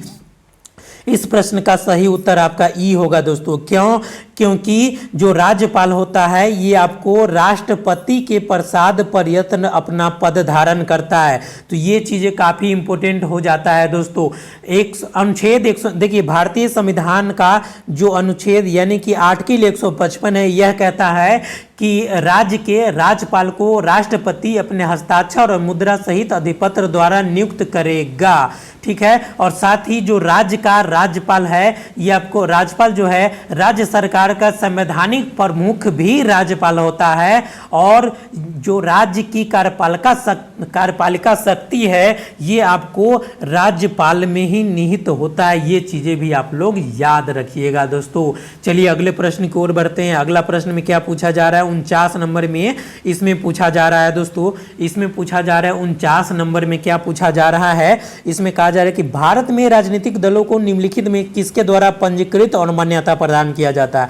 दोस्तों ये करंट अफेयर से रिलेटेड और पॉलिटी का प्रश्न है। ठीक है, तो राज्यों के संबंधित निर्वाचन आयोग द्वारा, जी नहीं, ये जो है राज्य के निर्वाचन आयोग का काम नहीं है, भारत के निर्वाचन आयोग। जी हाँ, सही उत्तर आपका हो जाएगा कि भारत के निर्वाचन आयोग। दोस्तों भारत के निर्वाचन आयोग का यह कार्य है कि वह जो है किसी भी दल को पंजीकृत करे और मान्यता दे, साथ ही चुनाव चिन्ह वगैरह आवंटित करना, ये सभी भारत के निर्वाचन आयोग का ही कार्य है दोस्तों, निर्वाचन आयोग का कार्य है। और इसी के तहत आप देखेंगे कि वर्तमान में जो दिल्ली के अरविंद केजरीवाल की जो पार्टी है आम आदमी पार्टी, आप यानी कि आम आदमी पार्टी है, इसे जो है राष्ट्रीय दल का दर्जा दिया गया था भारत के निर्वाचन आयोग के द्वारा। तो ये काफी खबरों में था, इसलिए इस पे प्रश्न बन सकता है। चलिए अगले प्रश्न की ओर बढ़ते हैं। इसमें क्या पूछा जा रहा है 50 नंबर प्रश्न में, 50 नंबर प्रश्न में भी देखिए इसमें पूछा जा रहा है कि संविधान संशोधन द्वारा दिल्ली को राष्ट्रीय राजधानी क्षेत्र का दर्जा दिया गया। तो दिल्ली के जो राष्ट्रीय राजधानी क्षेत्र की दर्जा की बात है तो इसमें जो है आपका सही उत्तर क्या होगा 67, 68, 69। जी नहीं, इसमें से कोई सही उत्तर है ही नहीं। तो आपका सही उत्तर हो जाएगा कि उपरोक्त में से कोई नहीं, यानी कि सही उत्तर हो जाएगा आपका ई। क्यों होगा ई? क्योंकि जो आपको दिल्ली को राष्ट्रीय राजधानी का दर्जा दिया गया था ये आपको 69वां संविधान संशोधन था दोस्तों। और ये कब हुआ था? तो ये आपको 1991 में हुआ था। इसको भी आप लोग याद रखेंगे दोस्तों। और इसी के तहत जो है आप देखेंगे कि अनुच्छेद 200, इसके तहत जो है अनुच्छेद 239 क ये आपको आर्टिकल जो है इसमें जोड़ा गया और जो है इसमें जो है संघ राज्य क्षेत्र को राष्ट्रीय राजधानी क्षेत्र का दर्जा दिया गया। चलिए अगले प्रश्न की ओर बढ़ते हैं। 50 के बाद हम लोग बढ़ते हैं 51 नंबर प्रश्न की ओर। देखिए 51 नंबर प्रश्न में क्या पूछा जा रहा है, इसमें कहा जा रहा है, देखिए दोस्तों ये प्रश्न भी काफ़ी बार पूछा जा चुका है कि किस वर्ष आंध्र प्रदेश को एक भाषाई राज्य के रूप में गठित किया गया। तो सबसे पहला तो यही प्रश्न बनता है कि कौन सा राज्य भाषाई आधार पर सबसे पहली बार गठित हुआ। तो आंध्र प्रदेश आप उत्तर बताएंगे। और यदि आपसे पूछा जाता है कि आंध्र प्रदेश जो है किस वर्ष जो है भाषाई के आधार पर गठन हुआ, तो आपका सही उत्तर हो जाएगा 1953 में, 1953 में। ठीक है दोस्तों, तो 1953 में आंध्र प्रदेश का गठन जो है भाषा के आधार पर किया गया था। फिलहाल अगर हम आंध्र प्रदेश की बात करें तो आंध्र प्रदेश को आंध्र प्रदेश और तेलंगाना में विभाजित किया जा चुका है। तेलंगाना, आंध्र प्रदेश और तेलंगाना में विभाजित किया जा चुका है। और तेलंगाना का गठन कब हुआ दोस्तों? तो ये जीके का प्रश्न है दोस्तों, याद रखिएगा कि 2 जून 2014 को तेलंगाना राज्य का गठन किया गया आंध्र प्रदेश से विभाजित करके। तो ये प्रश्न भी जीके का काफी इंपॉर्टेंट है, इसका डेट याद रखिएगा। आइए अगले प्रश्न की ओर बढ़ते हैं। अगला प्रश्न क्या है दोस्तों? अगला प्रश्न जो है आपका 52 नंबर प्रश्न। ठीक है दोस्तों, 52 नंबर प्रश्न में देखते हैं कि भारत के संविधान का कौन सा भाग कल्याणकारी राज्य के आदर्श की घोषणा करता है। तो जो आपका जो राज्य के नीति निर्देशक तत्व है, राज्य के नीति निर्देशक तत्व, इसमें आप देखेंगे तो आर्टिकल 38 में यह बात स्पष्ट किया गया है कि जो है कल्याणकारी राज्य के लिए राज्य का यह कर्तव्य होगा कि वह कल्याणकारी राज्य के रूप में कार्य करे। तो इस प्रकार की घोषणा कहाँ किया गया है दोस्तों? तो राज्य के नीति निर्देशक तत्व में किया गया है। यानी कि आपका सही उत्तर हो जाएगा 52 का उत्तर हो जाएगा ए दोस्तों। यहाँ पर जो है 3-4 चीज़ें इंपॉर्टेंट होता है। ठीक है दोस्तों, कि सबसे पहली बात कि कल्याणकारी राज्य के बारे में प्रश्न पूछा जाएगा तो आप बता देंगे कि राज्य के नीति निर्देशक तत्व, राज्य के जो नीति निर्देशक तत्व है वो भारतीय संविधान के किस भाग में है? तो आप बताएंगे कि ये जो भाग है आपका है भाग 4। ठीक है दोस्तों, भाग 4 याद रखिएगा, राज्य के नीति निर्देशक तत्व से संबंधित है। इसके आर्टिकल की बात करें तो ये आपको आर्टिकल 36 से लेके 51 तक है दोस्तों। कितने तक है? अनुच्छेद 36 से लेके 51 तक, यानी भारतीय संविधान के भाग 4 में अनुच्छेद 36 से लेके 51 तक जो है राज्य के नीति निर्देशक तत्व की चर्चा की गई है। दूसरी बात कि राज्य का जो नीति निर्देशक तत्व है ये आपको कहां से लिया गया है, किस देश के संविधान से? तो ये भी आपका VVI प्रश्न है। ये जो है आपको आयरलैंड के संविधान से लिया गया है दोस्तों। आइए हम लोग मूल अधिकार की चर्चा करें। तो मूल अधिकार जो है ये आपको भाग 3 में है। भाग 3 में दोस्तों, भाग 3 में अनुच्छेद जो है 12 से लेकर के अनुच्छेद 12 से लेकर के 35 तक जो है आपको यही है, मूल अधिकार की ही चर्चा की गई है। मूल अधिकार की चर्चा दोस्तों कहां से कहां तक किया गया है? तो मूल अधिकार की जो चर्चा है दोस्तों ये आपको भाग 3 में जो है अनुच्छेद 12 से 35 तक किया गया है। मूल अधिकार जो है ये आपको कहां से लिया गया है दोस्तों? तो USA यानी यूनाइटेड स्टेट ऑफ अमेरिका, संयुक्त राज्य अमेरिका से ये आपको मूल अधिकार लिया गया है दोस्तों। ठीक है दोस्तों, आगे हम लोग बढ़ते हैं अगले प्रश्न की ओर। अगला प्रश्न में क्या पूछा जा रहा है देखिए। अगला प्रश्न जो है ये आपको दोस्तों यहाँ पर भी चूंकि आपको थोड़ी सी टाइम देना पड़ेगा दोस्तों, 1 मिनट दीजिए। 1 मिनट में जो है हम आप लोग को ये सारा जो है मूल कर्तव्य समझाएंगे। देखिए मूल कर्तव्य में क्या है दोस्तों, ये पूछा जा रहा है निम्नलिखित में किसकी संस्तुति पर भारतीय संविधान में मूल कर्तव्य को शामिल किया गया? आपके ऑप्शन दिए हुए बलवंत राय मेहता समिति, ठक्कर समिति, स्वर्ण सिंह समिति। जो आपके ऑप्शन है दोस्तों इसके आधार पर अगर हम बात करें तो जो आपकी 53वां नंबर प्रश्न है इसका सही उत्तर हो जाएगा दोस्तों स्वर्ण सिंह समिति। क्या हो जाएगा दोस्तों? स्वर्ण सिंह समिति, यानी स्वर्ण सिंह समिति के आधार पर। ठीक है दोस्तों, तो सबसे बात हम लोग ये कर ले कि हम लोग बात करें मूल कर्तव्य का। किसका? तो मूल कर्तव्य का, तो सरदार स्वर्ण सिंह समिति। ठीक है दोस्तों, और मूल कर्तव्य कहाँ शामिल किया गया है दोस्तों? तो मूल कर्तव्य जो है भारतीय संविधान का जो भाग 4 है दोस्तों, भाग 4 के क में मूल कर्तव्य को शामिल किया गया है। और आर्टिकल 51 के ग, ठीक है दोस्तों, अनुच्छेद 51 का क हो जाएगा। अनुच्छेद 51 के क में जो है आपको मूल कर्तव्य को शामिल किया गया है। और देखिए दोस्तों ये अगर हम बात करें तो स्वर्ण सिंह समिति कब आई थी दोस्तों? तो ये जो है आपको 42वां संविधान संशोधन, देखिए सरदार स्वर्ण सिंह समिति का जो सिफारिश हुआ था तो उसके आधार पर यदि आपसे पूछा जाए किस संविधान संशोधन द्वारा, तो 42वें संविधान अमेंडमेंट एक्ट के द्वारा दोस्तों, 42वें अमेंडमेंट एक्ट के द्वारा मूल कर्तव्य को भारतीय संविधान में शामिल किया गया। कब शामिल किया गया? तो सबसे पहला बात जो 42वां संविधान संशोधन हुआ था 1976 में हुआ था, याद रखिएगा 42वां संविधान संशोधन 1976 में हुआ था। और इसी के तहत जो है स्वर्ण सिंह समिति की सिफारिश हुई थी और इसको जो है यानी मूल कर्तव्य को शामिल कर लिया गया दोस्तों। यदि आपसे पूछा जाता है क्या प्रारंभ में यानी मूल संविधान में जो है मूल कर्तव्य शामिल था, तो मूल कर्तव्य शामिल नहीं था, क्योंकि आप देख रहे हैं कि 1976 में इसे जोड़ा गया, ठीक है, शामिल किया गया। ठीक है दोस्तों, तो मूल कर्तव्य जो जोड़ा गया इसमें यह भी याद रखिएगा कि इसमें जो है आपको 10 मूल कर्तव्य ही जोड़े गए थे। कितने? तो 1976 में 10 मूल कर्तव्य जोड़े गए थे, लेकिन वर्तमान में जो है 11 मूल कर्तव्य है। तो वर्तमान में जो है भारतीय संविधान के आर्टिकल 4 का भाग 4 का आर्टिकल 51 क के तहत कितने मूल कर्तव्य है दोस्तों? तो आप लोग याद रखेंगे एक जो है 11 मूल कर्तव्य है। और यह प्रश्न क्यों वीवीआई हो जाता है दोस्तों? देखिए, मौलिक अधिकार, मौलिक कर्तव्य, उद्देश्य का, ये जो है आपको पॉलिटी के वीवीआई प्रश्न इसलिए भी हो जाते हैं क्योंकि जब आप एनसीईआरटी पढ़ने के लिए दोस्तों उठाते हैं तो एनसीईआरटी के प्रत्येक किताब में आप देखेंगे कि अंदर का जो पहला कवर पेज आप उल्टाएंगे तो आपको यही चीज मिलेगा। किसी में जो है उद्देश्य का है तो किसी में जो है मौलिक कर्तव्य है, किसी में मौलिक अधिकार दिया गया है। तो आप जो है इस तीनों चीजों को आप लोग कंठस्थ करेंगे। चलिए आगे बढ़ते हैं, अगले प्रश्न की ओर बढ़ते हैं। देखिए 54 नंबर प्रश्न क्या है?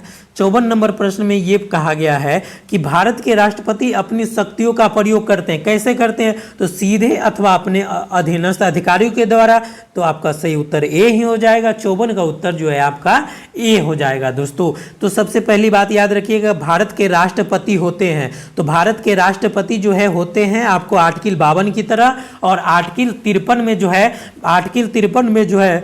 आर्टिकल 53 में क्या कहा गया है दोस्तों कि आर्टिकल 53 में यह कहा गया है कि समस्त जो है कार्यपालिका शक्ति जो है वो भारत के समस्त कार्यपालिका शक्ति भारत के राष्ट्रपति में ही निहित है।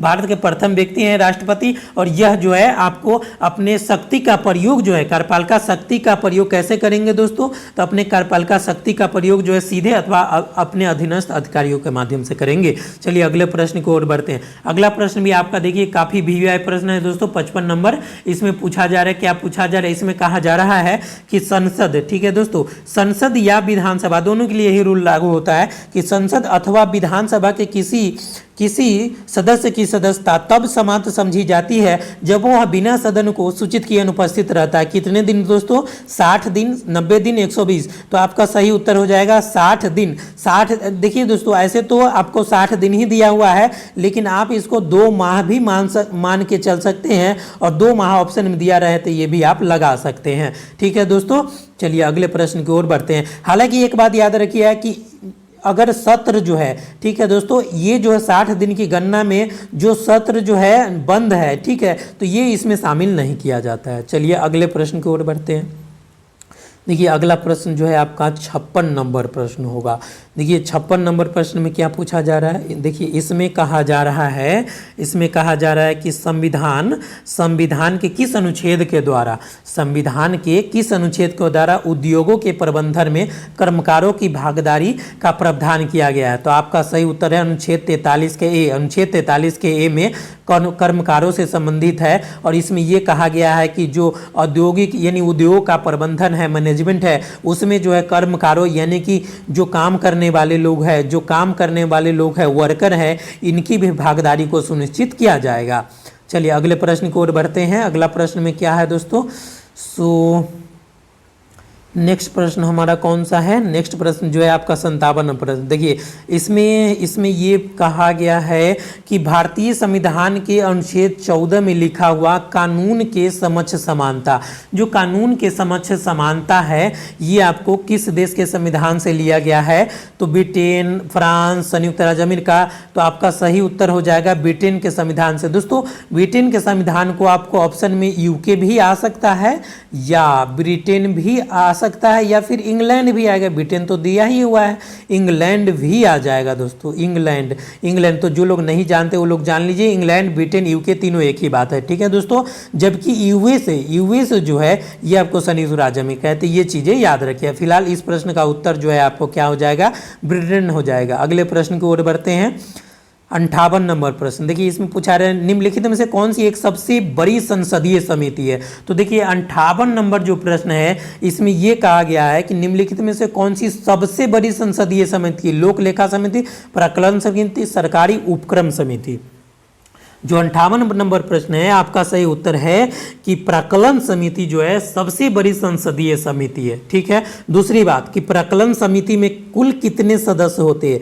तो प्राक्कलन समिति में जो है कुल 30 सदस्य होते हैं। इसके सदस्य केवल लोकसभा से निर्वाचित होते हैं। आप ये भी याद रखेंगे कि जो प्राक्कलन समिति है इसके सदस्य जो है आपको केवल लोकसभा से, ठीक है दोस्तों, इसमें राज्यसभा का कोई इंपोर्टेंस नहीं है। प्राक्कलन समिति में जो है 30 सदस्य जो है केवल लोकसभा के होते हैं, केवल जो है लोकसभा के सदस्य होते हैं। ये बात भी आप लोग को याद रखना है, इसलिए यहाँ से एक प्रश्न आप लोग को ये भी हो गया।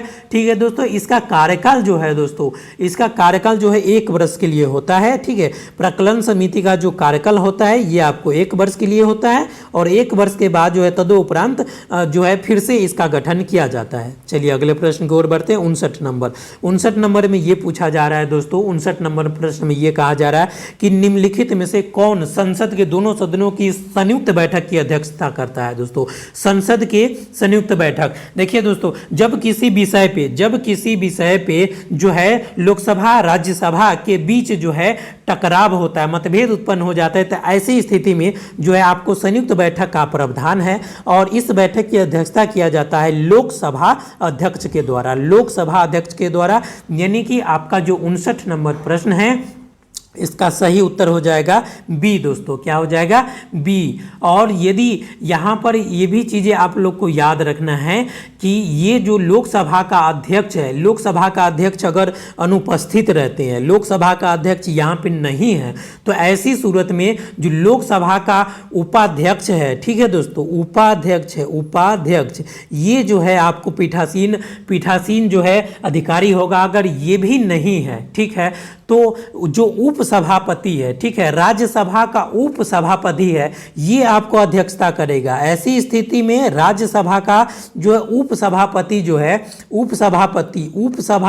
है आपको अध्यक्षता करेगा दोस्तों, और यह भी अनुपस्थित है, तो ऐसी स्थिति में ऐसा पीठासीन व्यक्ति होगा जो बैठक में सदस्यों द्वारा तय किया जाए। यानी बैठक में जो लोग हैं ये लोग अपना तय करेंगे कि भाई कौन जो है अध्यक्षता करेंगे। ठीक है, तो चलिए आगे बढ़ते हैं अगले प्रश्न की ओर। 60 नंबर में दोस्तों, उम्मीद करता हूं कि यह टेस्ट सीरीज आप लोग को बहुत ही बेहतर लगेगा और आप लोग जो है अच्छा रिस्पॉन्स देंगे ताकि हमें अगले टेस्ट सीरीज आप लोग को प्रोवाइड करने में मोटिवेशन मिले। चलिए दोस्तों देखिए, 60 नंबर प्रश्न पूछा जा रहा है कि निम्नलिखित में से किस अधिनियम में कलकत्ता में सर्वोच्च न्यायालय की स्थापना का प्रावधान किया गया था। तो जो आपके ऑप्शन दिए हुए रेगुलेटिंग एक्ट 1773, और यही उत्तर आपका सही है कि रेगुलेटिंग एक्ट 1773 के तहत जो है कलकत्ता में क्या किया गया था दोस्तों, कि सुप्रीम कोर्ट की स्थापना का प्रावधान किया गया था दोस्तों। और इसी के तहत जो है 1973 में नहीं, यदि आपसे पूछा जाता है गठन कब हुआ, तो इसका गठन जो है 1974 में हुआ, यानी अगले साल हुआ। और सर एलिजा एलिजा, ठीक है दोस्तों, सर एलिजा एम्पे जो है इसके क्या थे, प्रथम मुख्य न्यायाधीश थे, ये भी याद रखिएगा। देखिए 61 नंबर प्रश्न में क्या पूछा जा रहा है दोस्तों, ये जीके का प्रश्न है। ठीक है, इसमें कहा जा रहा है आपसे कि भगवान बुद्ध के महापरिनिर्वाण के बाद, यानी भगवान बुद्ध का जब महापरिनिर्वाण हो गया तो पहली बौद्ध संगति का आयोजन किया गया। ठीक है दोस्तों, आपके ऑप्शन दिए हुए हैं, तो आपके ऑप्शन के अनुसार राजगृह में, वैशाली में, पाटलिपुत्र में, तो आपका जो सही उत्तर हो जाएगा ऑप्शन ए, राजगृह में। दोस्तों राजगृह में पहला बौद्ध संगति का आयोजन किया गया था और राजगृह का जो सप्तपर्णी गुफा था, ठीक है दोस्तों, राजगृह का जो सप्तपर्णी गुफा था, यहाँ पे इसका आयोजन किया गया था। दूसरी बात, यदि आपसे पूछा जाता है कि किसका शासनकाल था, तो ये जो है आपको अजात शत्रु का शासनकाल था। किसका? तो अजात शत्रु का शासनकाल था दोस्तों, अजात शत्रु का शासनकाल था। दूसरी बात कि इसका अध्यक्षता कौन किया था, तो इसका जो अध्यक्षता है प्रथम बौद्ध संगीति का, इसका अध्यक्षता जो है महाकश्यप ने इसका अध्यक्षता किया था दोस्तों। चलिए इसी में हम लोग आगे देख लेते हैं कि जो पहला बौद्ध संगति, तो आप लोग राजगृह में चले जाइएगा। ठीक है, दूसरा बौद्ध संगति, तो दूसरा बौद्ध संगति याद रखिएगा कि दूसरा बौद्ध संगति जो है वैशाली में आयोजित किया गया। दूसरा बौद्ध संगति जो है वैशाली में आयोजित किया गया, और जो तीसरा बौद्ध संगति है ये आपको पाटलिपुत्र में आयोजित किया गया था। जो तीसरा बौद्ध संगति है ये आपको अशोक के समय में याद रखिएगा, अशोक के समय पाटलिपुत्र में आयोजित किया गया था। और इसके जो अध्यक्ष थे मोगलीपुत्र तीसस थे। कौन थे? तो मोगलीपुत्र तीसस थे। चलिए दोस्तों अगले प्रश्न की ओर बढ़ते हैं। देखिए 62 नंबर प्रश्न दोस्तों, ये भी जीके का प्रश्न है, इकोनॉमी और हिस्ट्री दोनों से रिलेटेड है। Poverty and un British rule in India नामक पुस्तक किसने लिखा था? तो आपके ऑप्शन है आरसी दत्त, दादा भाई नौरोजी, बिपिन चंद्रपाल। तो आपके जो सही उत्तर है ये आपको दादा भाई नौरोजी हो जाएंगे, दादा भाई नौरोजी। चलिए अगले प्रश्न की ओर बढ़ते हैं। 63 नंबर, लंदन में इंडिया हाउस के संस्थापक कौन थे? देखिए 63 नंबर प्रश्न में आपसे पूछा जाता है कि लंदन में इंडिया हाउस के संस्थापक पूछा है दोस्तों, तो राम मनोहर लोहिया। देखिए राम मनोहर लोहिया तो कोई संबंध ही नहीं है। रास बिहारी बोस और श्यामजी कृष्ण वर्मा। तो सही उत्तर आपका यही हो जाएगा दोस्तों, श्यामजी कृष्ण वर्मा। दूसरी बात ये भी याद रखिएगा दोस्तों कि श्यामजी कृष्ण वर्मा जो है ये लंदन में इंडिया हाउस के संस्थापक थे। इसका गठन कब किया गया था? तो यानी इसका स्थापना कब किया गया था?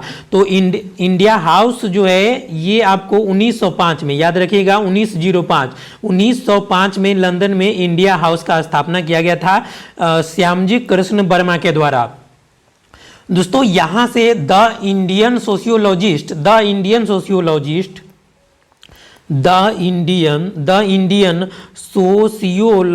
नामक जो है एक पत्रिका का प्रकाशन किया जाता था। इसको याद रखिएगा। अब जब यहाँ पे श्यामजी कृष्ण वर्मा को प्रॉब्लम होने लगा, यानी अंग्रेज जब इनके पीछे पड़ गए, तो ये यहाँ से कहाँ चले गए ये भी पूछा जा सकता है। तो पेरिस चले गए थे दोस्तों, इनको भी याद रखिएगा। चलिए आगे बढ़ते हैं। चलिए दोस्तों फिलहाल हम लोग आगे बढ़ते हैं अगले प्रश्न की।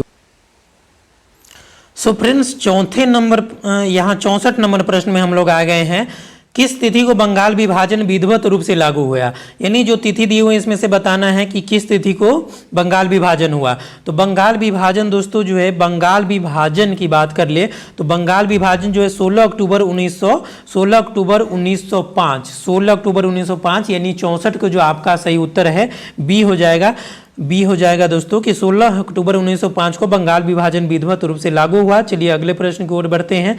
अगला प्रश्न में क्या पूछा जा रहा है जो दोस्तों, इसमें देखिए इसमें कहा जा रहा है, इसमें 65 नंबर प्रश्न ये रहा दोस्तों कि भारतीय राष्ट्रीय आंदोलन के संबंध में 17 अक्टूबर 1940 का दिन क्यों महत्वपूर्ण है? क्योंकि इस दिन कांग्रेस ने व्यक्तिगत सत्याग्रह शुरू किया। जी हाँ, ये काफी बीबीआई प्रश्न। व्यक्तिगत सत्याग्रह जो है 17 अक्टूबर 1940 को ही प्रारंभ किया गया था। तो ये जो है आपको 65 का उत्तर हो जाएगा, आपका ए हो जाएगा दोस्तों। और इसके तहत विनोबा भावे जो है प्रथम सत्याग्रही और जवाहरलाल नेहरू जो है दूसरे सत्याग्रही बने थे। तो ये चीजें तो आप लोग जानते ही हैं। चलिए अगले प्रश्न की ओर बढ़ते हैं। 66 नंबर, 66 नंबर प्रश्न में क्या पूछा गया है दोस्तों? देखिए ये रहा 66 नंबर प्रश्न और इसमें कहा गया है, देखिए दोस्तों यहाँ पे देखिए ये बिहार स्पेशल का प्रश्न है। ये वाले जो प्रश्न है दोस्तों आपका 66 नंबर, ये आपको बिहार स्पेशल से रिलेटेड है। ठीक है कि 17 नवंबर 1929 की बात हो रहा है दोस्तों। सोनपुर मेला कहाँ लगता है? तो हाजीपुर के आसपास में सोनपुर है, यहीं पे एक हरिहर क्षेत्र में जहाँ पर सोनपुर मेला लगता है। ये जो है एशिया के सबसे बड़ा जो है पशु मेला है दोस्तों। क्या है दोस्तों? तो पशु मेला है, इसको भी याद रखिए कि यह पशु मेला है यहाँ पर। ठीक है दोस्तों, तो ये इसी में क्या किया गया कि एक सभा का आयोजन किया गया। ठीक है दोस्तों, बिहार प्रांतीय किसान सभा की स्थापना की गई। यानी यहीं पे बिहार प्रांतीय किसान सभा का स्थापना कब किया गया? तो 1929 में। कहाँ किया गया? सोनपुर मेला में। ठीक है, इसके सचिव कौन थे? तो इसके सचिव जो है आपके ऑप्शन है स्वामी सहजानंद, शाह मोहम्मद जुबैर और सर कृष्ण सिंह। तो आपके जो सही उत्तर है सर कृष्ण सिंह, यानी 66 का उत्तर जो है आपका सी हो जाएगा। क्योंकि श्री कृष्ण सिंह जो है आपको सचिव बने थे, बिहार प्रांतीय किसान सभा के सचिव थे कौन? श्री कृष्ण सिंह। जबकि स्वामी सहजानंद क्या थे? तो याद रखिएगा कि स्वामी सहजानंद जो है ये आपको अध्यक्ष है। क्या है? ये आपको अध्यक्ष बने थे। चलिए अगले प्रश्न की ओर बढ़ते हैं। निम्नलिखित में से किस क्षेत्र में तीन-कठिया पद्धति प्रचलित थी? देखिए ऐसा प्रश्न आता है कि तीन-कठिया पद्धति, तो तीन-कठिया से आपको स्पष्ट हो जाता है दोस्तों। तीन-कठिया का मतलब क्या हुआ? तो सबसे पहले आप लोग तीन-कठिया का मतलब समझिए कि तीन-कठिया क्यों कहा गया। कि यदि आपके पास 20 कट्ठे जमीन है, ठीक है दोस्तों, तो 20 कट्ठे जमीन में से 3 कट्ठा जमीन पे आपको नील की खेती करना पड़ता था। किसकी खेती दोस्तों? तो नील की खेती करना अनिवार्य था। तो इसीलिए ये जो है क्या कहलाया कि 3 कठिया पद्धति कहलाया। ठीक है दोस्तों, और ये जो है आपको चंपारण क्षेत्र में प्रचलित थी, यानी चंपारण के किसान जो है नील की खेती करने के लिए मजबूर थे। 3/20 यानी 3/20 यानी कि 1/3। दोस्तों इसको ऐसे भी कर सकता है दोस्तों कि 3 यानी 3 कट्ठा 3 कठिया पद्धति कुछ भी रिलेटेड हो तो आप लोग यहाँ लगा दीजिए। चंपारण क्षेत्र में प्रचलित था और गांधी जी को इस समस्या से अवगत कराया गया।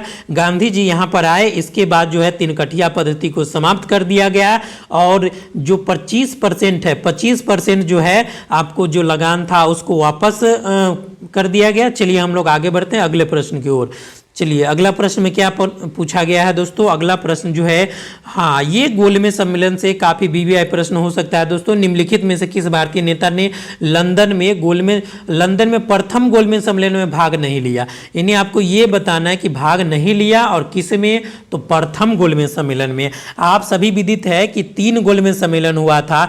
3 गोलमेज सम्मेलन में से जो प्रथम गोलमेज सम्मेलन हुआ था इसमें जो है आपको कांग्रेस भाग नहीं लिया था और कांग्रेस की तरफ से गांधी जी को ही भाग लेना था, तो कांग्रेस भाग नहीं लिया था, यानी कि महात्मा गांधी इसमें भाग नहीं लिए थे। हाँ, ये जो पहला गोलमेज सम्मेलन हुआ था इसको याद रखिएगा कि ये जो है आपको 1930 ईस्वी में हुआ था और दूसरा 31 और तीसरा 32 में हुआ था। पहले गोलमेज सम्मेलन में कुल जो है 89 प्रतिनिधियों ने भाग लिया, किंतु इसमें महात्मा गांधी भाग नहीं लिए थे। हाँ, यदि आपसे पूछा जाता है कि कौन से व्यक्ति थे जिन्होंने तीनों गोलमेज सम्मेलन में भाग लिया तो आपको भीमराव अम्बेडकर आंसर होगा। चलिए फिलहाल हम लोग आगे बढ़ते हैं 69 नंबर प्रश्न की ओर। तो जो 69 नंबर प्रश्न में है इसमें क्या पूछा जा रहा है? इसमें देखिए दोस्तों, इसमें कहा जा रहा है आपसे कि सत्य शोधक समाज, जो हमारा सत्य शोधक समाज है, सत्य शोधक समाज की स्थापना किसने की थी? तो ज्योतिबा फुले ने सत्य शोधक समाज की स्थापना किए थे। उत्तर हो जाएगा 69 का बी।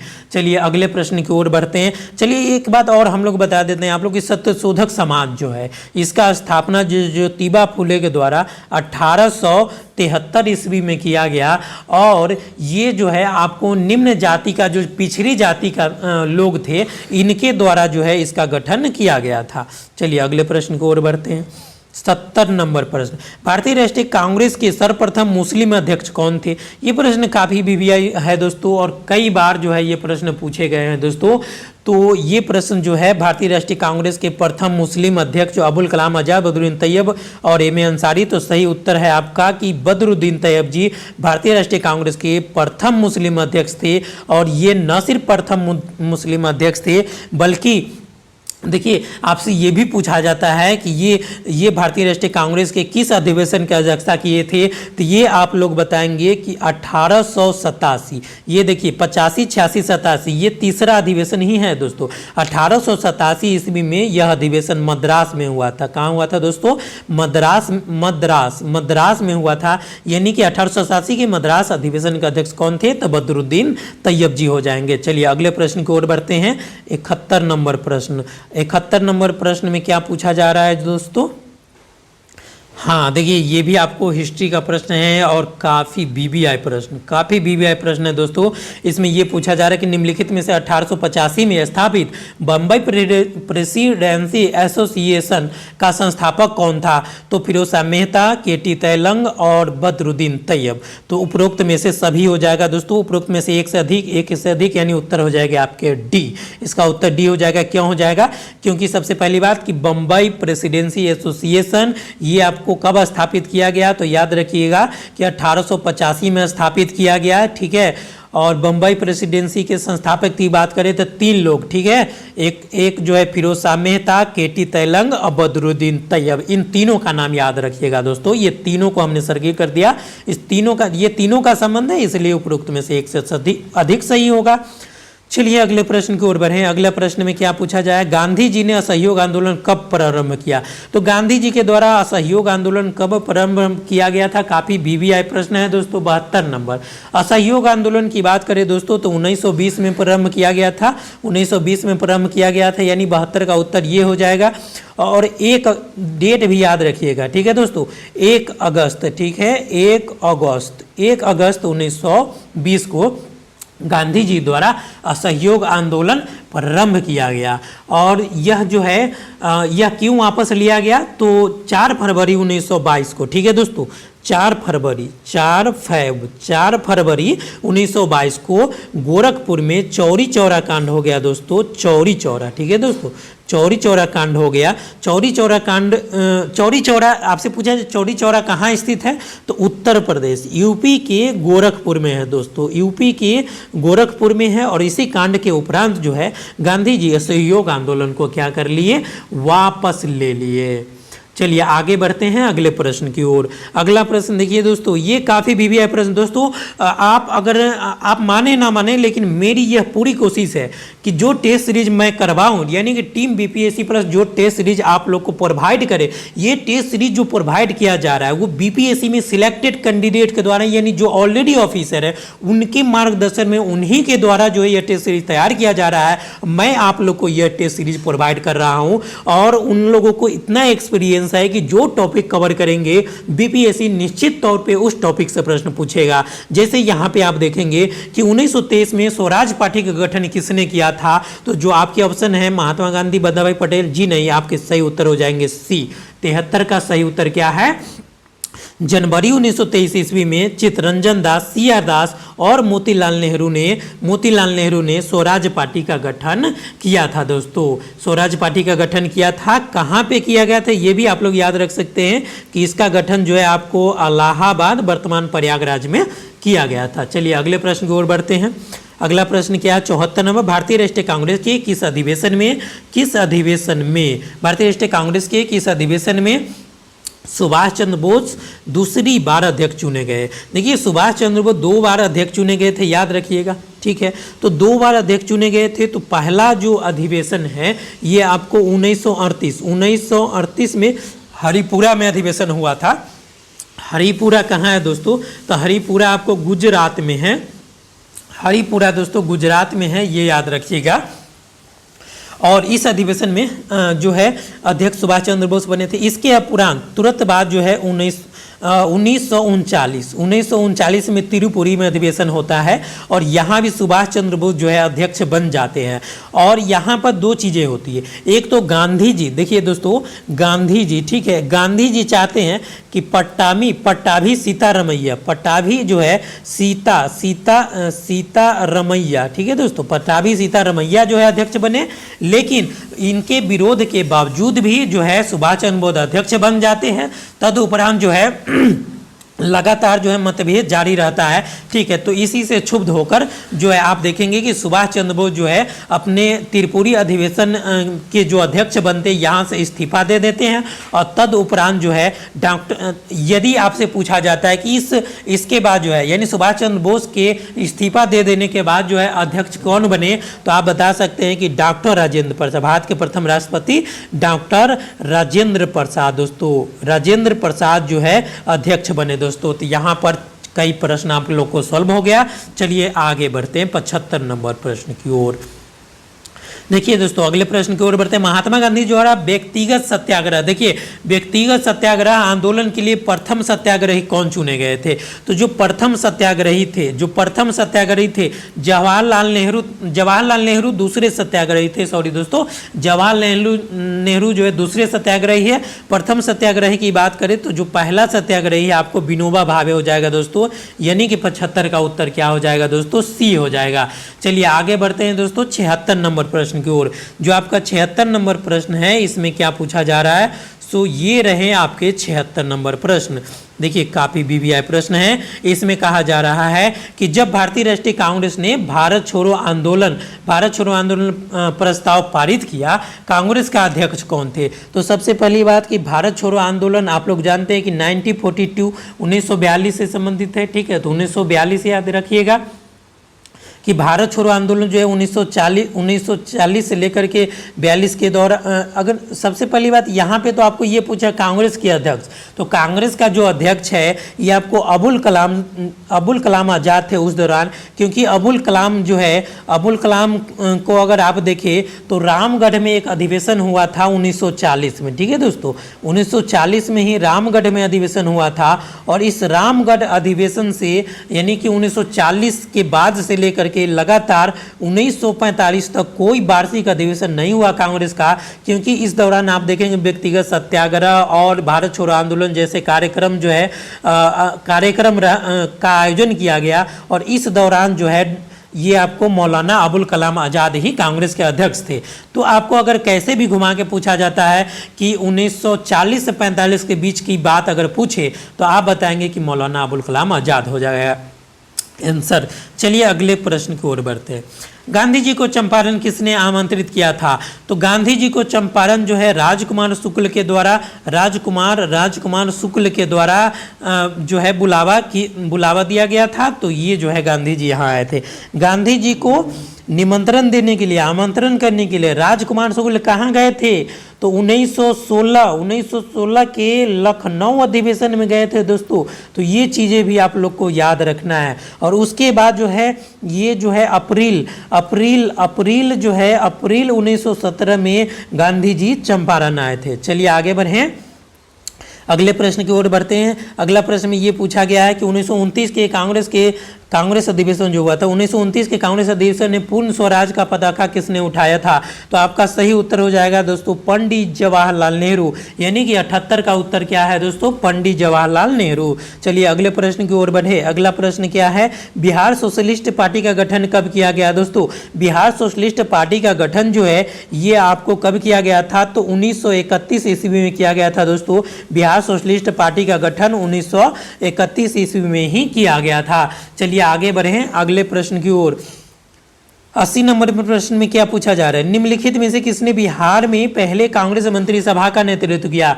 तो बिहार में जो पहले जो है कांग्रेस मंत्रिसभा का नेतृत्व किया, तो आपका सही उत्तर हो जाएगा श्री कृष्ण सिन्हा, यानी कि 80 का उत्तर हो जाएगा सी। श्री कृष्ण सिन्हा कांग्रेस के पहले मंत्रिसभा का नेतृत्व किया। अगले प्रश्न की ओर बढ़ते हैं। 81 नंबर प्रश्न देखिए, 81 नंबर प्रश्न में देखिए अब यहाँ से जो है प्रश्न जो है आपको दोस्तों ज्योग्राफी का आ गया, ठीक है दोस्तों। तो ज्योग्राफी भी एक महत्वपूर्ण पार्ट है, यहाँ से जो है काफ़ी प्रश्न पूछे जाने की संभावना है। ज्योग्राफी से कम जो है आपको 15 सवाल पूछे जाएंगे बीपीएससी के द्वारा।